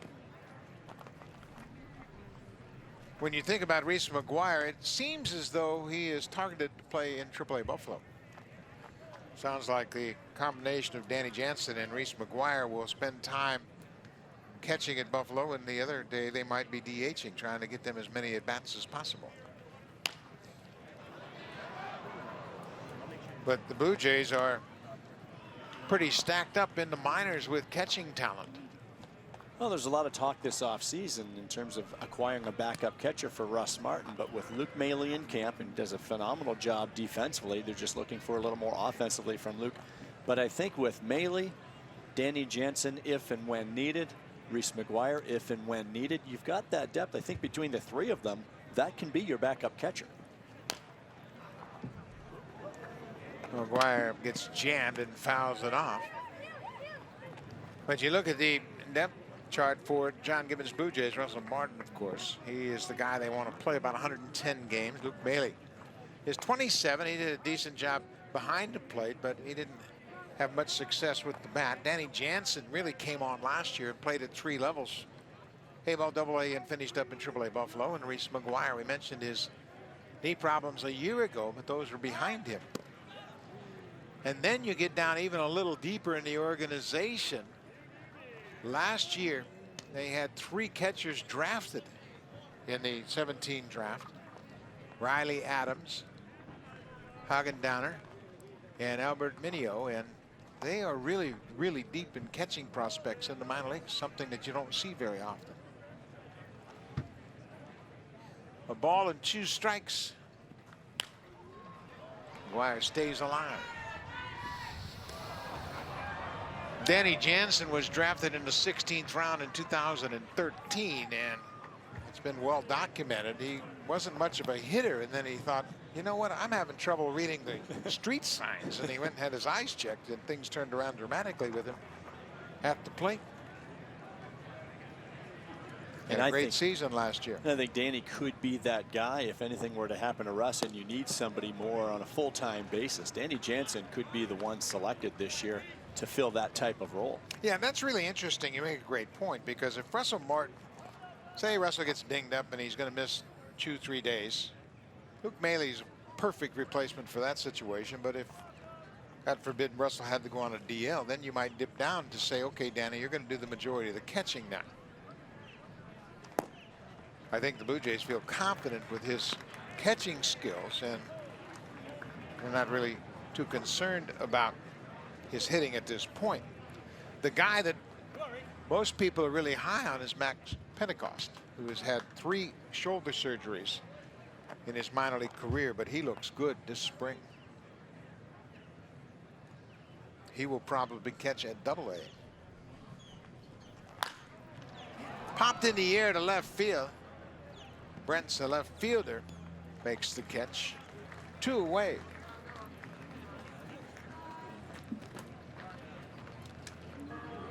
Damian Magnifico walked the leadoff man, but he has 2 outs now.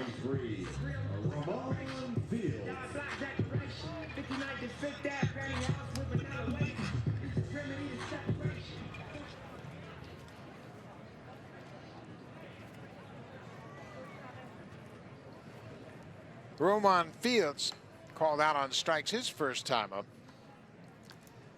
Fields is 27 years old.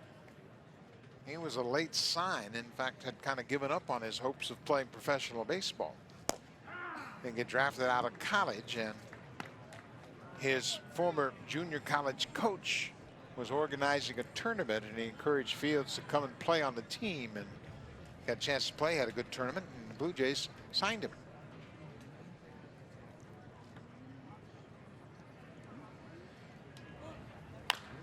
This is popped up left side of the infield.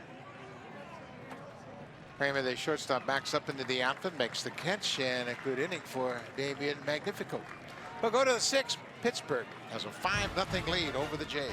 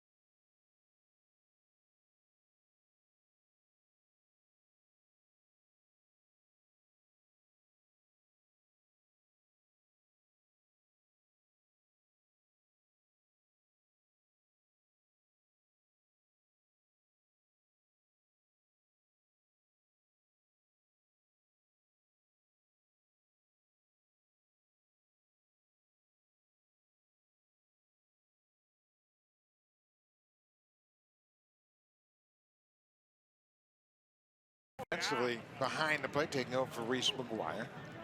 Luis Santos continues to work in this ballgame. He had a good first inning back in the 5th. Bryce Brentz, the left fielder. Brentz has gone 1 for 2 to this point in the ballgame.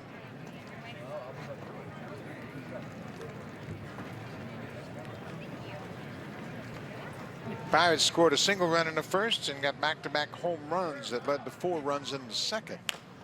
And that's been the extent of the scoring here this afternoon. Blue Jays have managed just 2 hits, a couple of singles. Aledmus Diaz had a single, and Kevin Pillar had a single. That's been it.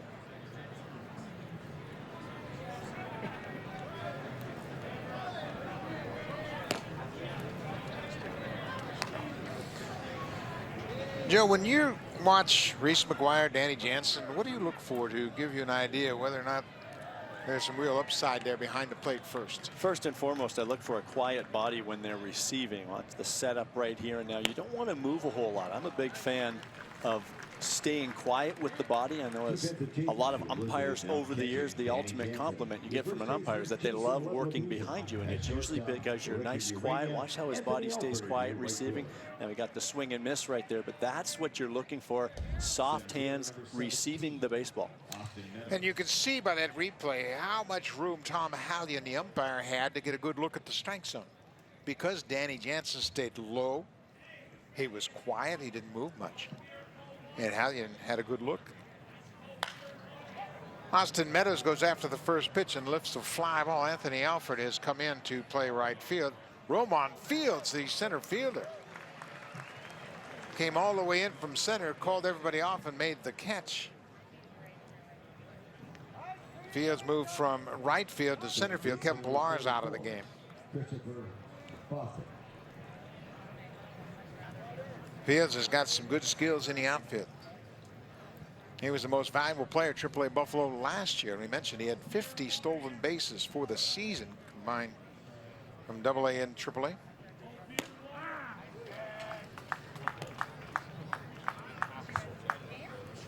Christopher Bostic, the second baseman, 0 for 2 with a strikeout.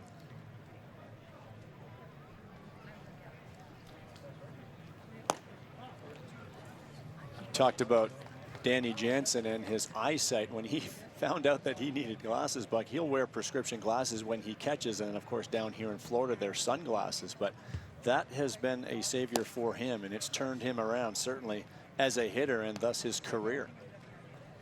Yeah, it's hard to fathom in this day and age when they test everything for the players. They go through extensive physicals at the start of spring training even before they step on the field, but how something like that might get overlooked.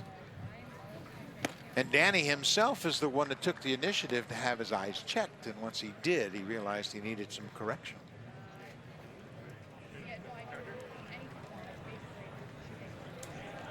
Little communication right there. He gave Santos a nod, and you see that encouragement right there. Get that fastball away here. Fields roams over into the alley in right center. Easy inning for Luis Santos. Couple of good innings for the big right-hander. We'll go to the bottom of the 6th. A lot of good things going on in this Blue Jays camp. Been a beautiful atmosphere here in Dunedin, Florida.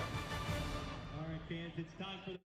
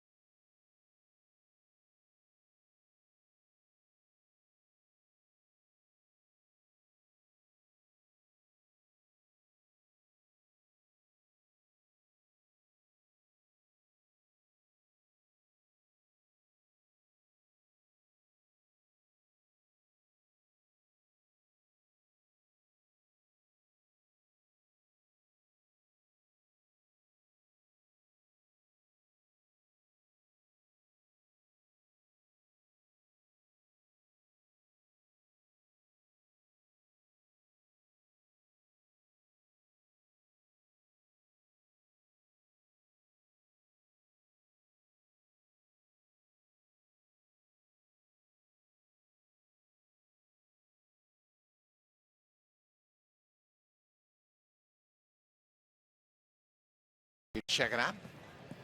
We move to the bottom of the 6th. The Blue Jays haven't done much on offense at all. No runs on 2 hits. The Pirates have 5 runs on 6 hits. And the new pitcher is the lefty, Jack Leathersich. Leathersich has some big league time back in 2015 with the Mets, and he pitched a little bit with the Pirates and the Cubs last season, but in AAA last year, that ERA under 3, pitched in 41 ball games and striking out almost 15 batters per 9 innings. And Devin Travis getting his 3rd plate appearance of the afternoon. He's 0 for 2 with a couple of ground outs.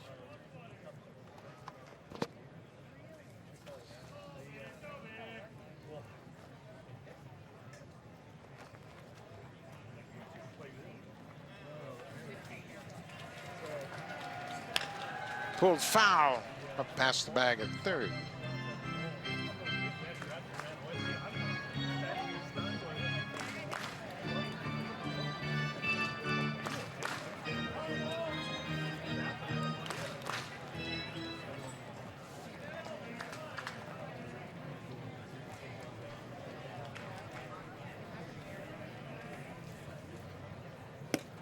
Two balls and a strike to the Blue Jays' second baseman.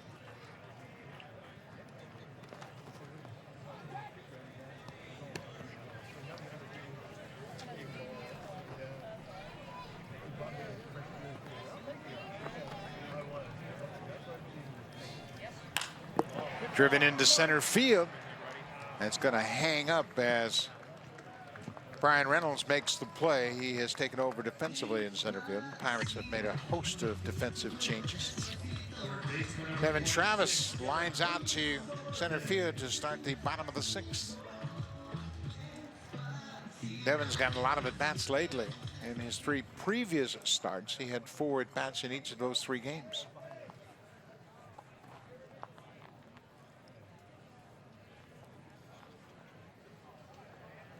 And Ever Solarte batting right-handed for the first time this afternoon. The switch hitter has grounded out twice, both as a left-handed hitter.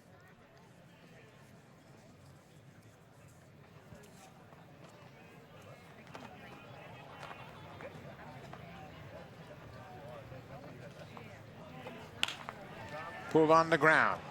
That's Eric Weiss at 3rd base. Over to Ryan Lavarnway at 1st, and there are 2 outs.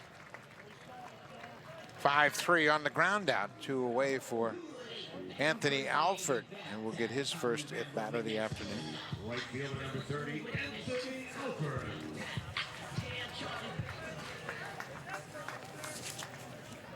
Anthony has been in 11 games. This is his 12th game of the spring.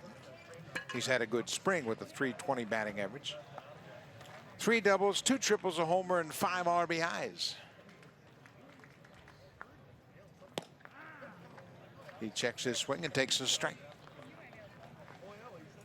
Anthony got a taste of the big leagues last year, and it came to an abrupt end when he suffered a fractured hamate bone, would have to undergo surgery to remove the hook of that hamate bone in his wrist. He told me, Joe, that he felt it on a check swing earlier in that same at bat, and then he took another check swing, and then he felt it pop, and there was a lot of pain. He knew immediately he had something that he had to address. Well, just a devastating injury for Anthony, because he had just gotten up to the big league level, and what the Blue Jays were hoping to do is get a real good look at him last year, but he looks like he is probably slated for AAA Buffalo. But I think we are going to see Anthony Alford in a Blue Jays uniform at some point this season, and I think he'll be the one to dictate that with his performance. Yeah, Anthony's just 23 years old, and as we have mentioned, he was a former football player in college, sport athlete, and it was a little bit slow in developing for him as a baseball player.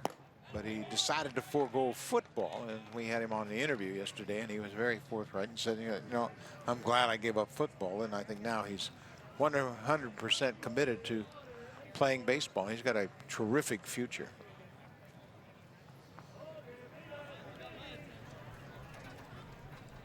Two and two. Lays off that outside pitch. It's a full count.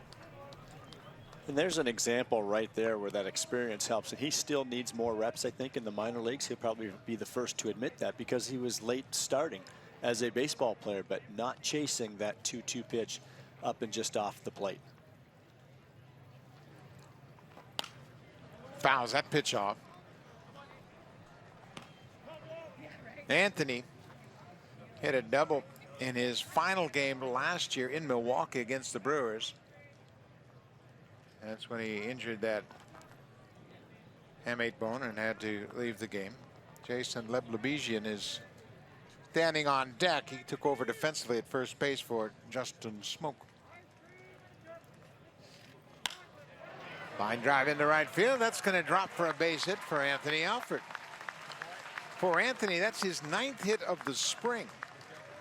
And we had mentioned that Kevin Pillar, who singled earlier this afternoon, has 10 hits. That leads the Blue Jays, so Anthony's right there with the leaders. And you see Anthony pull the hands inside the baseball right there, and that barrel trails, but he's got jammed a little bit, but he's able to muscle it into right center field for a base hit.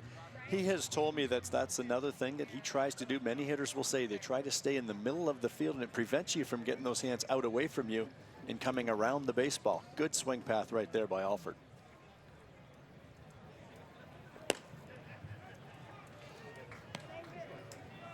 Jason Leblebijian, he leads the Blue Jays in at-bats this spring.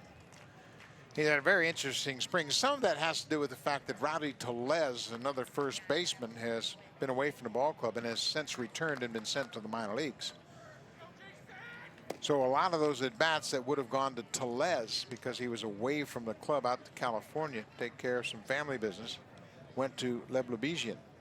Jason trying to take full advantage of the opportunity. Anytime you're a minor league player that can play in front of the major league staff, not just the manager John Gibbons, but all of the coaches, it's a great opportunity to open some eyes so that when there is a need during the season, your name may be called.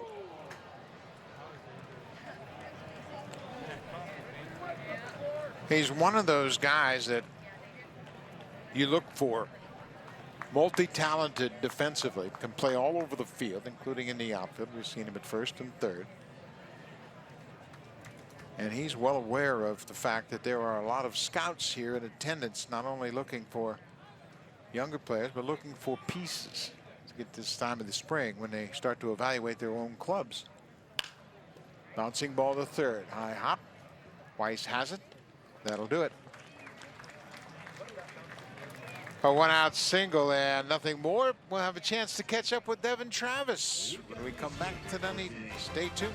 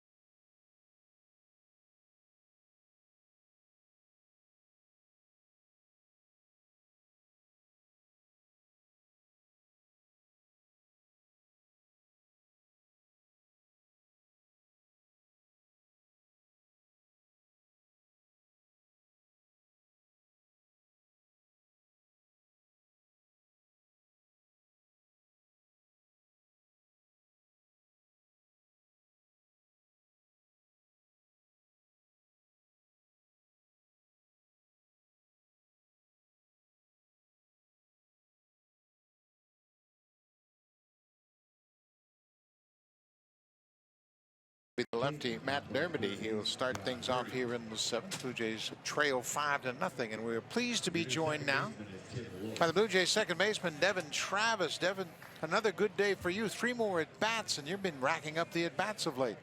Yeah, it's nice. It's nice, you know, to get out here and get in a little bit of a rhythm and play some baseball.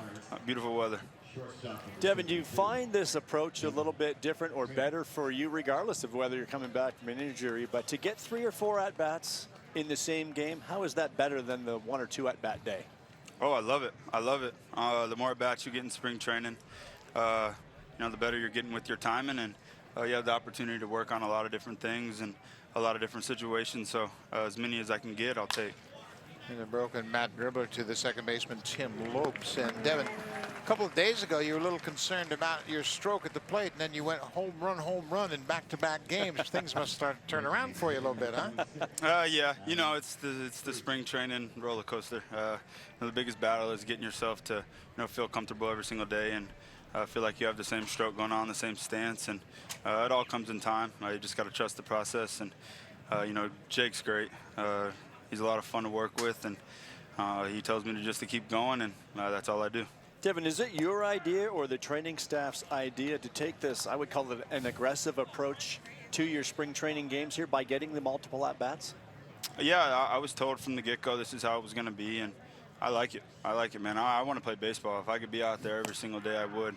I love it. I love it, and the more they put me out there, the happier I'll be. So happy to keep it rolling. You know what, Devin? We watched you closely. We watched your drills, and it appears as though everything is working great for you. And I know Louis Rivera has been very pleased with your ability to work. And do you feel the same way about the way your spring training has gone to this point? Yeah, I mean, it's spring training. Having a few spring trainings under my belt now, not the past couple spring trainings, but understanding that this is the time to get your work in, and it's a slow incline, and you want to tighten everything up whether it's defensively, whatever you have to do in the weight room, offensively, you have the opportunity to work on a little bit of everything. So I've been happy so far, and I'm really happy with the plan that's been set forward for me, and I look forward to continuing to follow it. Devin, your swing path is one that you really stay inside the ball so well, and it's one that we hear around baseball. It's taught everywhere, but is that something that you developed throughout the course of your professional career, or were you like that as a young hitter to begin with? I've always worked on it. Started with my dad. My high school coach told me that any hitter could pull the ball. It takes a real hitter to be able to hit the ball the other way, and I don't know, it's just kind of something that's stuck with me. Some guys have a lot more success pulling the ball. For me, my strength is going the other way, and I've grown to understand that, and it's something that I continue to work on. And being able to work with guys like Donaldson and Batista over the past few years, Tulo, guys that do everything so well. It's been great being able to pick their brains and being able to take a few things out of their basket. You have several new teammates, and especially on the infield with Aledmus Diaz. You guys turned a nice double play earlier in this game, and Yervis Solarte, you're going to get a chance to work with those guys. Give us your impression of those two new teammates in the middle part of the infield this year. First, they're great guys in the clubhouse, man. What they can do out here on the field. You can pull up the numbers and check it out, and they can really play. But they bring energy every single day. They're the same guy every day. They like to get better. They like to have fun in our work as we're getting better, and that's all you can ask for out of your counterpart up the middle. They're two guys that are really going to help this ball club, and I really look forward to seeing what they can do for this team. Curtis Granderson was brought in by the Blue Jays. Devin, what kind of impact has he had already? Awesome, man. Everything that you hear throughout the league or you read in the media about the guy Curtis Granderson it's the truth. He's one of those guys that when you walk inside of a locker room and you see the last name Granderson on a locker, you understand that there's a job to be done every single day. So just here early on in camp, I mean, he's led by example. He doesn't do a whole lot of talking, but if you watch him work, he works like a 21-year-old guy that's still trying to make a ball club. So for me, I love it. Outside of the great guy he is, the fact that he puts in work like that is the reason he's been successful in this game for so long. Well, Devin, we want to thank you for your time, and keep that smile on your face, man. We love to see you out on that field. Dang right. Thank you. All right, Devin. All right, guys. You have a great day. Thank That's you, Devin too. Travis, the second baseman, and you can see he feels pretty good about his spring, Joe. Well, it's certainly nice to have your health back, and when Devin Travis is healthy, he's got an impactful bat in this Blue Jays lineup, and they need help. This is a lineup that struggled last year, and part of it was due to injury. I would say 80% of it was due to injury. When you lose your regulars like Donaldson and Tulowitzki and Russell Martin and Devin Travis, I mean, there are four key bats in your lineup that played fewest games of their careers, and it's a real challenge to try to fill in those gaps. Eric Wood gets a base hit up the middle with 2 outs. He took over in right field for Gregory Polanco.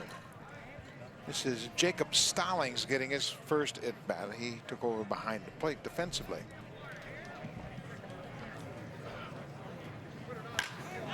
Fly ball to center. Shouldn't be a problem for Roman Fields, and it isn't. And Matt Dermody has a good inning of work. Gives up a 2-out single and nothing more. We'll go to the bottom of the 7th. Blue Jays need some offense.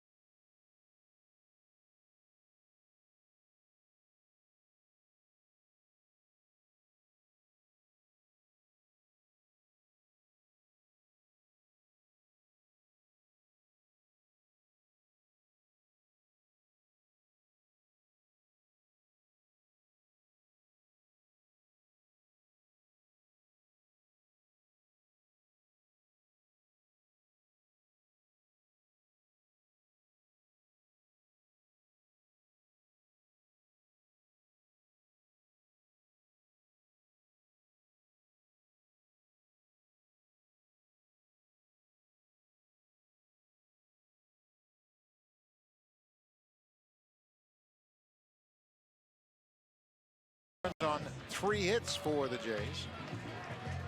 New pitcher into the ball game is a former Blue Jay, John Stilson, who will start things off and face Kendrys Morales here in the bottom of the 7th.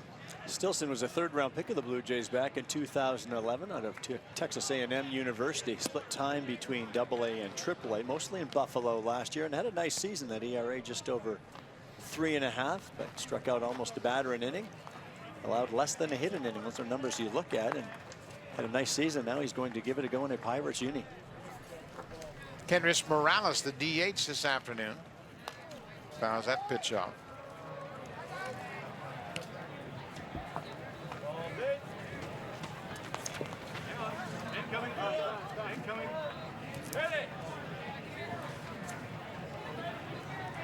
Morales ground out and a strikeout. 0 for 2.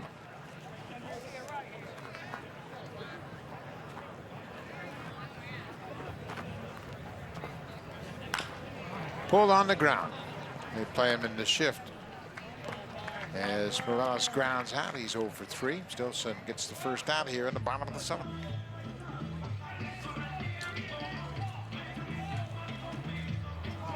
Left fielder number 37. The Blue Jays drafted John Stilson, as you mentioned, out of college. At the time, he had a little bit of a bad arm, but they felt like he was, that much of a talent. They'd stick with him, and it was kind of a rough road for him early on in his career.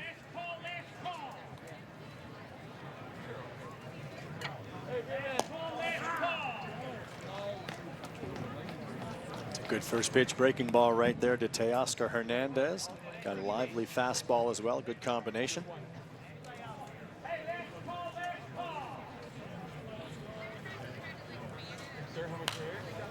Always found it tough in spring training because you see so many pitchers that you're not accustomed to seeing. And we know hitting is a lot about the cerebral part, knowing what pitchers have, knowing what they like to do in certain situations. And when you're playing in a league throughout the course of the season, you get to know the opposing pitchers, even if it's in AAA. Stilson ahead 0-2, breaking ball down in the dirt. Do you think it's more of a challenge for the players today who rely so heavily on video and scouting reports before they get prepared for their game? I think they can make it more challenging, and that's why some hitters love that stuff. Other hitters don't want too much of it because it just puts too many thoughts in your head when you're going into the batter's box. Breaking ball pulled foul by Teoscar Hernandez. It's good to know tendencies. It's good to know what the guy's key pitch is, his out pitch, what he's going to do in certain situations. But the last thing you want to do is have 10 things on your mind when you're just trying to hit a baseball. It was stated many, many years ago by the late, great Yogi Berra. You can't think and hit.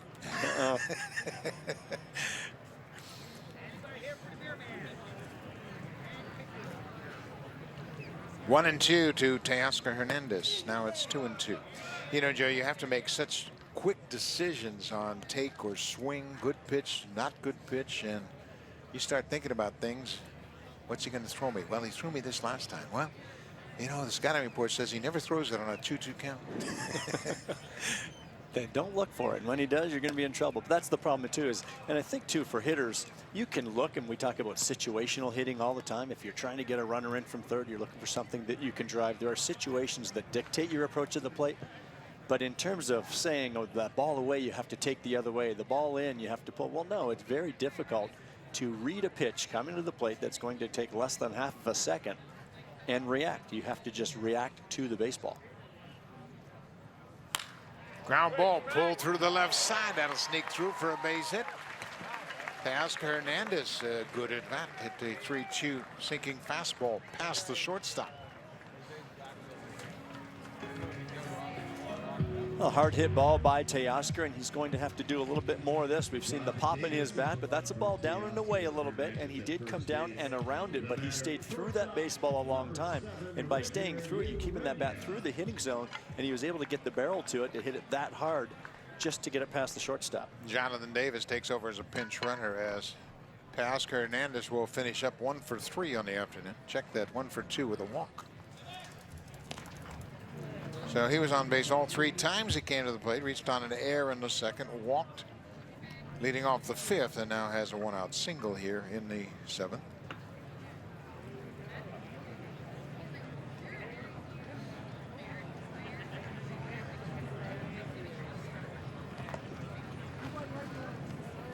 Richard Urania, 22-year-old shortstop. Urania came up with the Blue Jays last year and actually got into 21 games. Hit his first big league home run last year. He's probably ticketed to start the season at AAA Buffalo. Urania, a switch hitter from the Dominican Republic.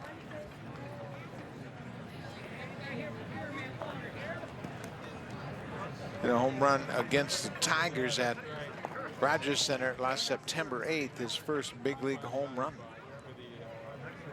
Hit that off Alex Wilson in the 8th inning of that game. Inside, look out. Catcher Jacob Stallings was thinking about a snap throw to first, but couldn't come out of the glove with it cleanly. And that's not a play that's going to be planned most times. The first baseman's holding the runner on. He comes off the bag when the pitch is thrown to the plate. But as a catcher, if you feel that you have a pitch you can handle and come up firing to first, the first baseman has to know he's got to be at the bag. Stallings just couldn't get a good grip. Fouled back. It's interesting, and obviously we don't know what the final results are going to be at the end of spring training, but it certainly looks like Buffalo's going to have a pretty good team this year. You would expect Urania to start at AAA Buffalo along with Lourdes Gurriel, and they might flip-flop, go back and forth and play second and short on every other game. But they're young, they're talented, offensive players, and Urania came up from AA, so he's never played in AAA. So that would be the logical step for him now, start out at AAA and continue his development. And that's why Aledmys Diaz was a nice acquisition. You get a guy like that, and now you've got some depth at the shortstop position with Urania, who we saw last year, and Lourdes Gurriel, who we have seen a lot this spring. So now you're building depth at that position. And Aledmys Diaz is another guy, when you acquire guys like that, he's under team control through 2022. So he's going to be a Blue Jay here for a while. And those are good moves as well. Same with Solarte. He's controllable through 2020. So not only do they grab these guys for the now, but you've got them under team control. There goes the runner. Foul tip into the catcher's mitt, and Urania thinks he is out, but the catcher never held on to the ball. Urania was headed back to the dugout. Rarely do you foul tip a ball and not know that you tipped it. That was interesting. It looked like Urania was heading back to the dugout. I think that he thought maybe he swung and missed. Unless Stallings is fooling everybody, maybe he didn't get a piece of it. Just Tom Hallion thought so.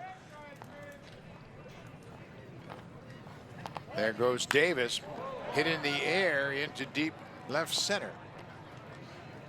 Center fielder is over, and he makes the catch, and Jonathan Davis will head back to first. The Rangers retire 2 away here in the bottom of the 7th.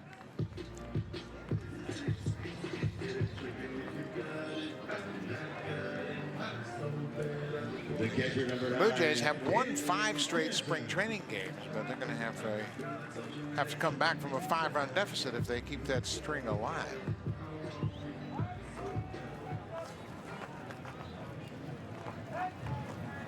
So here is Danny Jansen getting his first plate appearance of the afternoon. 2 for 10 on the season this spring.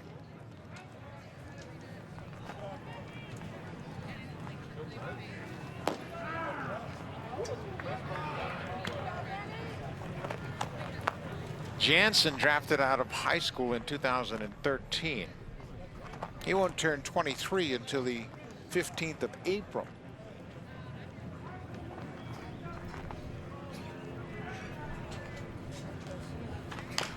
Pulled foul. It's 0-2.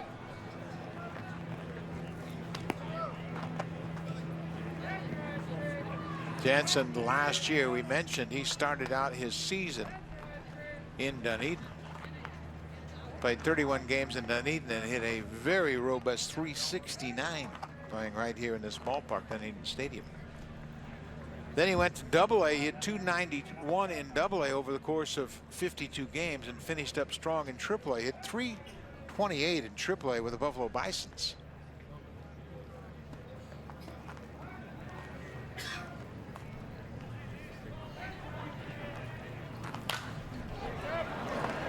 Pops this one up behind home plate. The catcher never saw it. First baseman Ryan Lavarnway, a former catcher, comes down from first base and makes the grab. John Stilson with a clean inning of work. We'll go to the 8th. It's all Pirates here on this Sunday afternoon in Florida. All right. When I first moved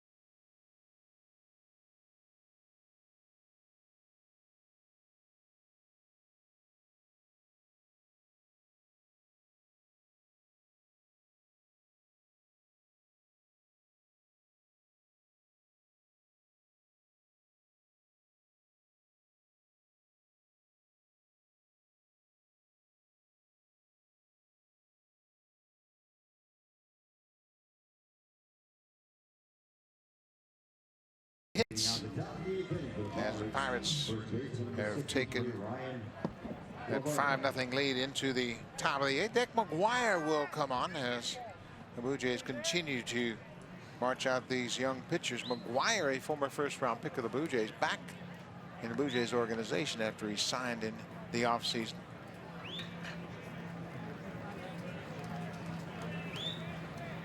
McGuire last year made his major league debut with the Cincinnati Reds. Did a nice job in Double-A over 27 starts. Then got up for 6 games with Cincinnati, making 2 starts.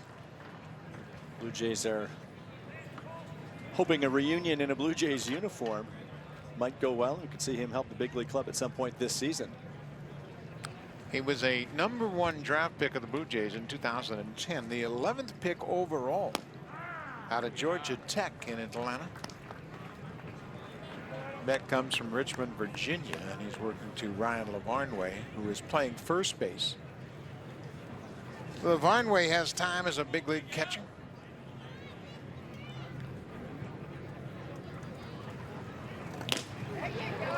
Beck McGuire gets a punch out, first batter he faces here in the top half of the 8th. Good fastball by McGuire, 92, 93 miles per hour with the heater. He's got all 4 pitches, curveball, slider, and changeup. Like Danny Jansen wanted this ball elevated just a bit, and he got it up there just enough, but it was the velocity that blew it by Lavarnway.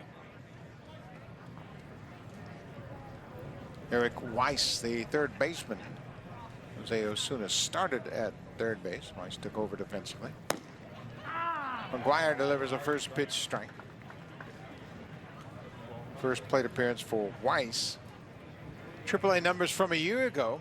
274 average with 6 homers and 43 ribbies.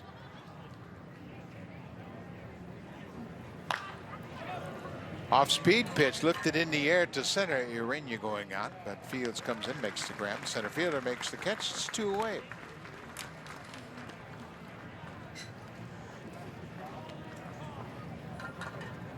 That can be tricky for an outfielder when you see a big swing by the hitter. You're inclined to take that first step back. Fields is able to recover no problem, but you have to honor the big swing. It looked like Weiss got it off the end of the bat just a bit.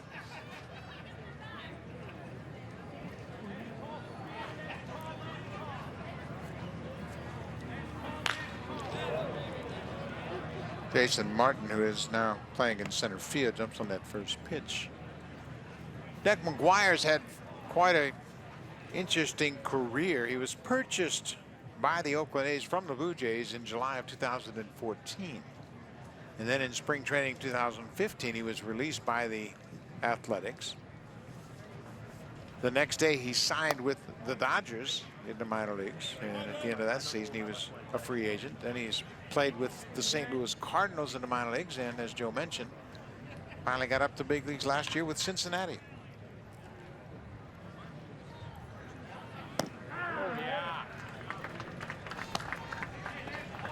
I think he has really matured. He's now 28 years old. He understands now it's not about lighting up the radar gun. It's about locating your pitches and creating deception in the strike zone. He's probably going to add some of that starting depth down in AAA this year for the Blue Jays. Well, and he's another guy at 6'6". We talk about these big, tall pitchers that create that downward plane. And when you talk about deception, use your size, use that leverage to create the plane with the pitch to the plate. Makes it harder for the hitter to square up.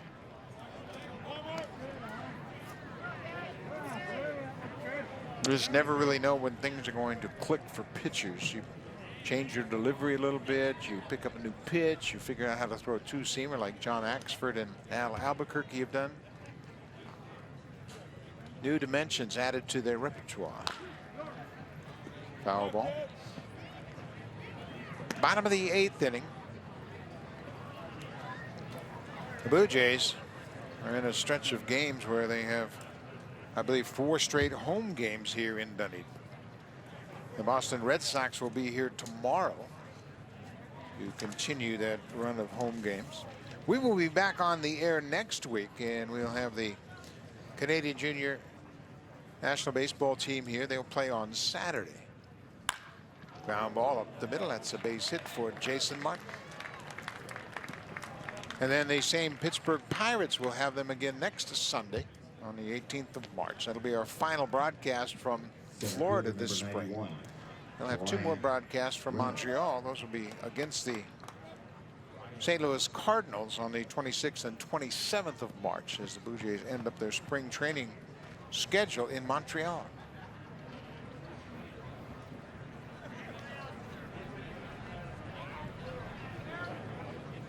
Brian Reynolds, the center fielder, makes a breaking ball outside for ball 1.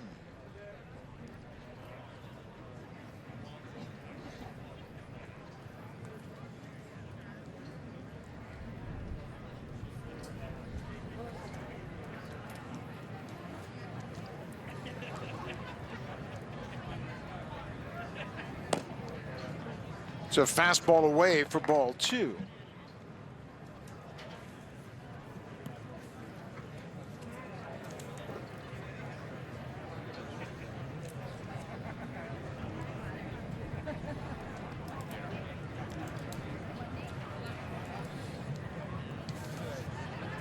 There goes the runner at first. A pitch is taken for a strike, and the throw to second, not nearly in time as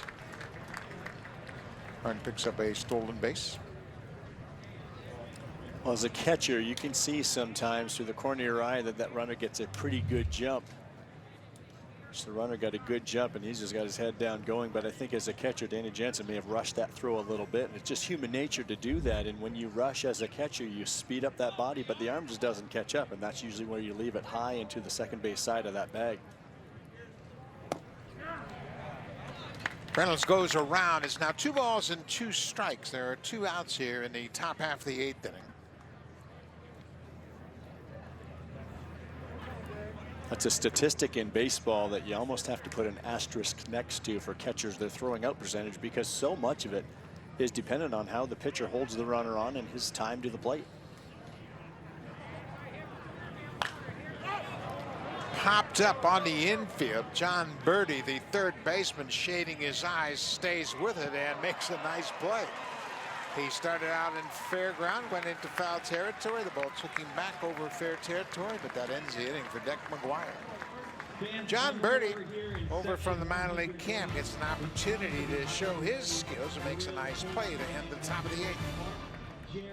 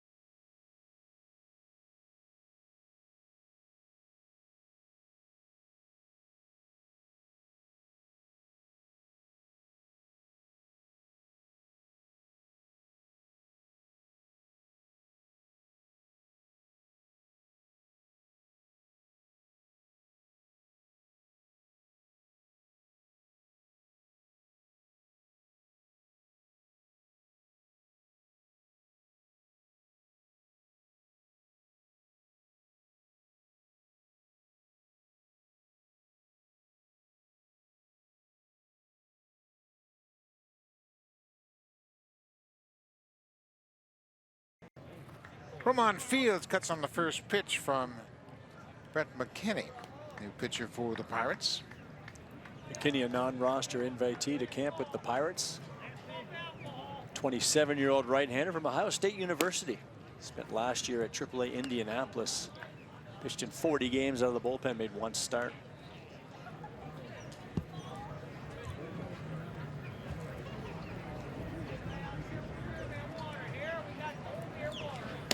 Inside. I want to make sure right after this game you stay tuned for hockey. Calgary will be in Montreal coming up right after this ball game. So another good evening of hockey action on Sportsnet. There's a strike on the outside corner. 2 balls and 2 strikes to the leadoff man. Roman Fields, he's gone over 2 to this point. He has played the entire game.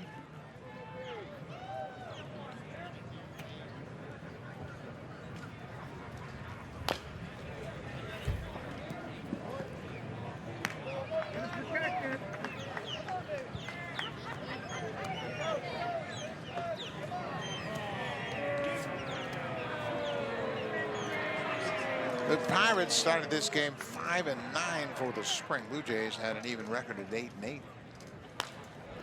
The looper into shallow center. That ball is going to be caught by the center fielder, Brian Reynolds. So McKinney has the first out here in the bottom of the 8th inning.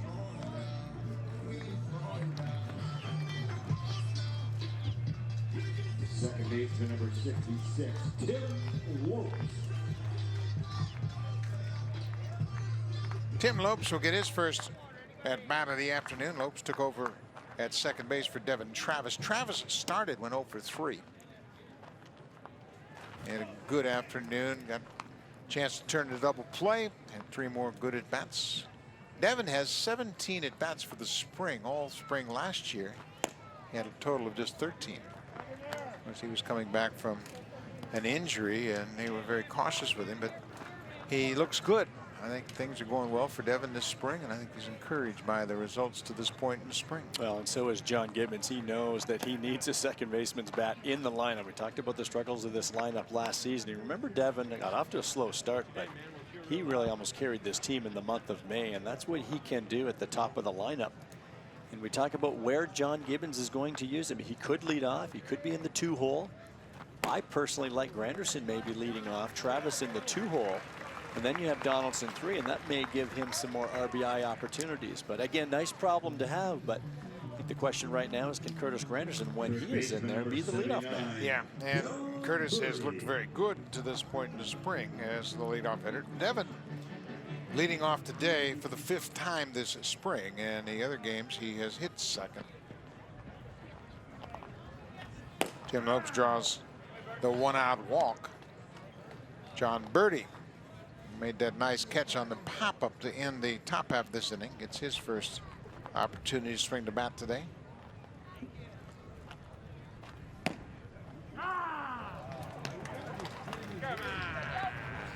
Devin Travis is one of those probably traditional type number 2 hitters because he goes the other way so well. It can hit behind runners, and I totally understand the argument that you want Josh Donaldson hitting sooner rather than later, so in the 2-hole instead of 3. Birdie caught looking at strike 3. That's the second out of the inning. But it has certainly changed around baseball, the philosophy of what that 2-hitter is, as you look at this breaking pitch for strike 3. I mean, there's talk, and we mentioned that Aaron Boone's thinking about hitting Aaron Judge second. And that's your typical slap it to right field hitter. Anthony Alford pulls it on the ground. Third baseman Weiss makes the play across the diamond, gets away from Lavarnway. Birdie is headed for third. Excuse me, that's Tim Lopes to third. Alford ends up at second. Then air on the third baseman Weiss. The throw was low, and Lavarnway couldn't dig it out of the dirt. Well, there's one thing for a defender, you have to know your base runner, and I think in this case, when you know Anthony Alford is running, that you have to rush just a bit. Pulled this ball to the left side of the infield, and as a third baseman having to go into a sliding catch, you know, with Alford running, you better hurry, and sure enough, that pulled his first baseman off the bag. Nice job by Anthony, peeking right away to his right, as young base runners are taught. Takes a peek, sees the overthrow, and takes off for second base. Lopes is at third. Alford at second for Jason Leblebijian. Leblebijian grounded out his only previous at bat back in the 6th. Blue Jays trying to get on the board here in the bottom of the 8th. They've been shut out to this point. No runs on 4 hits.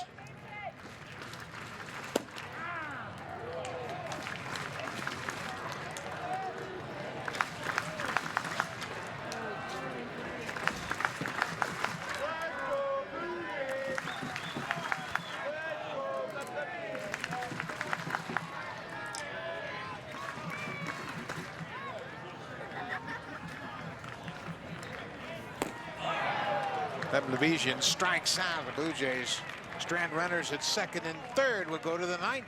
Pirates have a 5-0 lead.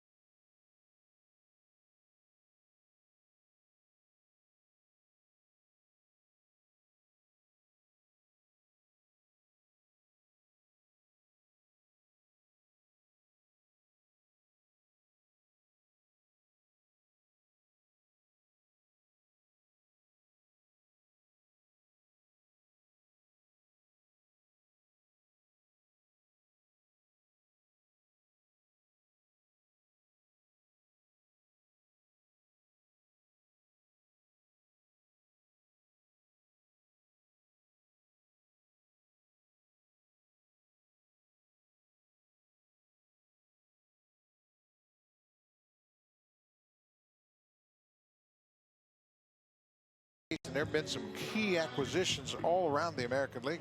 Well, certainly you add a slugger like Stanton to that Yankees lineup. That's going to impact them. I think J.D. Martinez is a huge sign for the Boston Red Sox. The one thing they were lacking last year was that bat of David Ortiz. So there's some thump that can help the Red Sox lineup. I think Garrett Cole, that move to the Astros, and now you also have Justin Verlander for a full season. Joe Smith was acquired for the bullpen.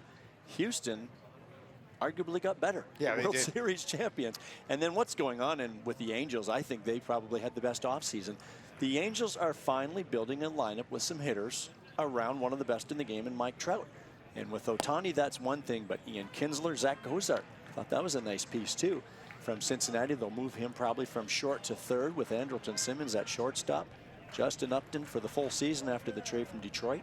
Zach Cozart's going to play third base for the Angels, and they've got Justin Upton. They re-signed him, so you're right. They've got some hitters around Mike Trout.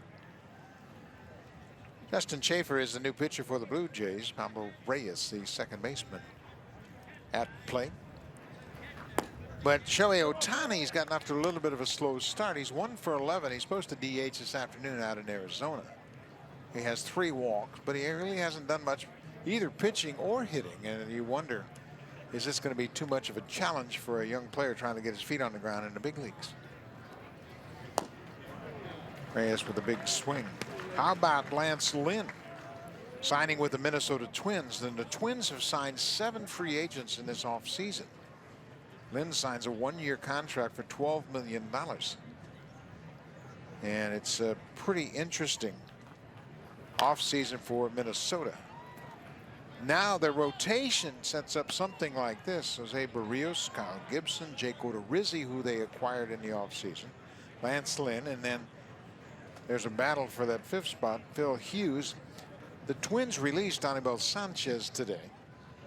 Irvin Santana, who pitched so well for them last year, has had finger surgery, but they expect him back at the end of April or early May. So the Twins are legit.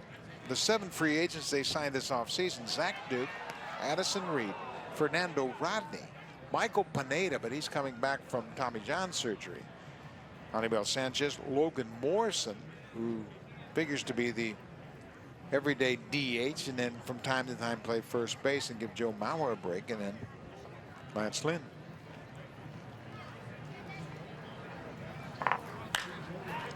High pop fly into right field. Anthony Alford Now he's coming in, and he's there to make the pitch. And all of the teams that we've talked about can impact the Blue Jays, because you could talk about the Yankees and Red Sox. Well, if one wins the division, there's a good chance one's going to be in that wild card hunt. So that challenges the Blue Jays. You talk about the Astros and Angels in the West. Well, if one of them wins the division, you got to believe one of them's in for the wild card.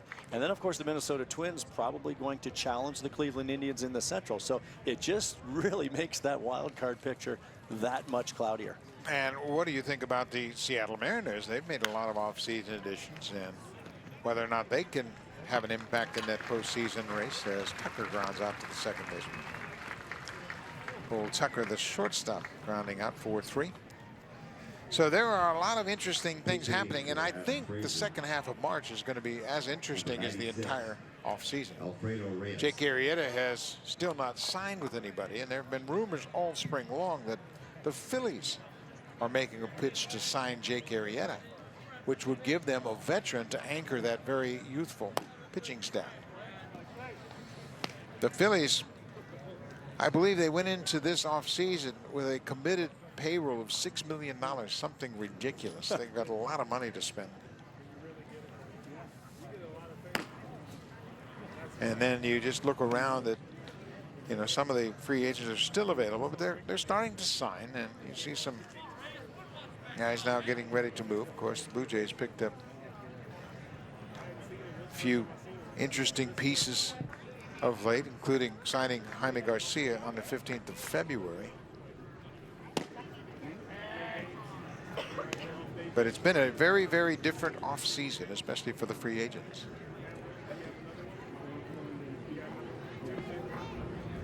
Two outs. Alfredo Reyes is the hitter. He takes it inside. That'll be ball 4. Now Justin Schaefer with a 2-out walk here in the top half of the ninth. Right fielder number 61. Justin Schaefer, Eric Woods. 6'2" right-hander, just 25 years old, but had a very nice season last year. Over 3 levels with the Blue Jays. Pitched in 44 games on the season. The ERA just over 3. A whip under 1.2. Less than a hit an inning. So he did some good things over the 3 levels. This is a converted outfielder. He told me the other day that he was an outfielder in college. And he pitched a little bit his junior year when he got drafted. But the big thing he's been working on this last year or two is his direction. And you hear that word a lot with pitchers, is trying to get that momentum going toward home plate, not spinning out of your delivery. Went to the University of Florida. He was drafted in the 8th round in 2014, and he's from Lake Wales High School in the middle of Florida. If that sounds familiar to you Blue Jay fans, that's where Pat Borders is from. Wade Davis also from that area. So this is the 5th year for Schaefer in the Blue Jays organization. There's a good breaking ball for a strike. Schaefer started out his season a year ago, first 2 weeks of the season right here in Dunedin. Then he moved to New Hampshire on April 20th and then finished up in Buffalo. Got into a couple of games in Buffalo, a total of 4 innings to finish up his season. Another breaking ball for the strikeout. A good inning for Justin Schaefer. Pitchers have been pretty good. Schaefer, the 7th pitcher to work for the Blue Jays here this afternoon.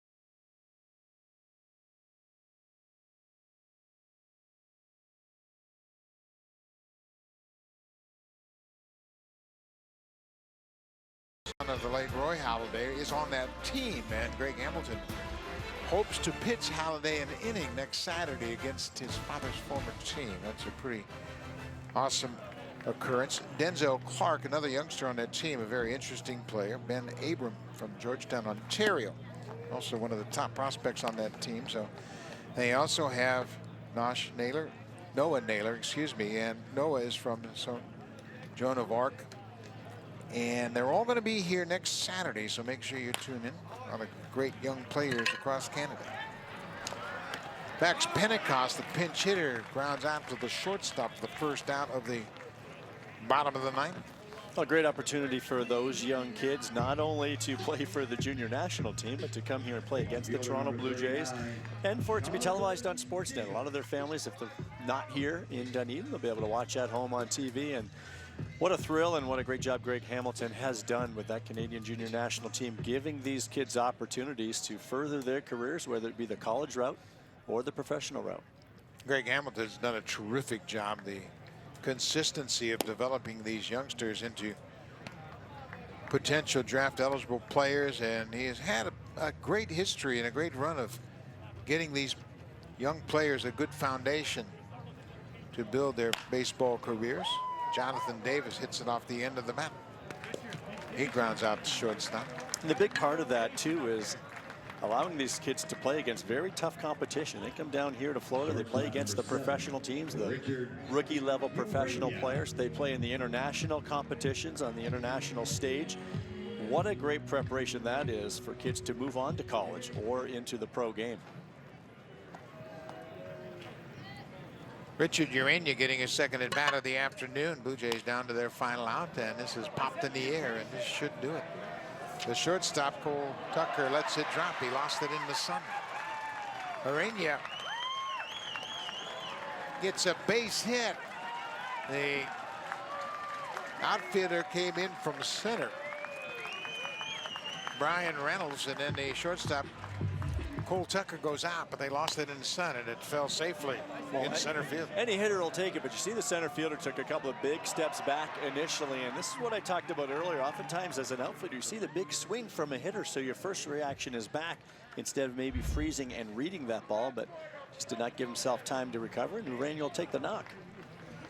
Danny Jansen, he too getting his second at bat of the ball game. He popped out in foul ground back in the seventh. Reese McGuire started. He went 0 for 2.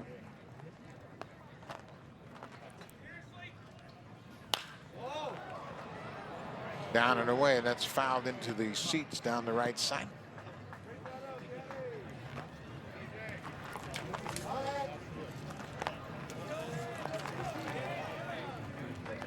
The Boston Red Sox will be here tomorrow afternoon.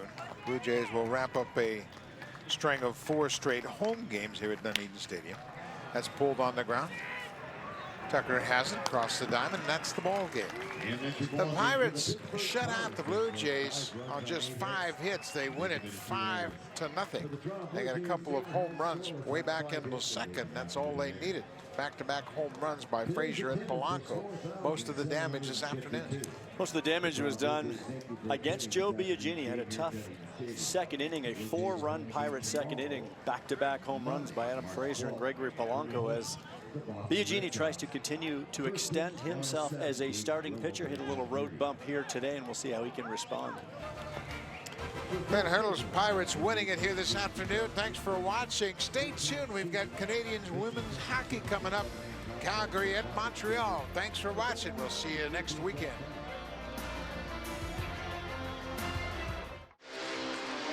We welcome you to Bell Sport Complex here in Busaco.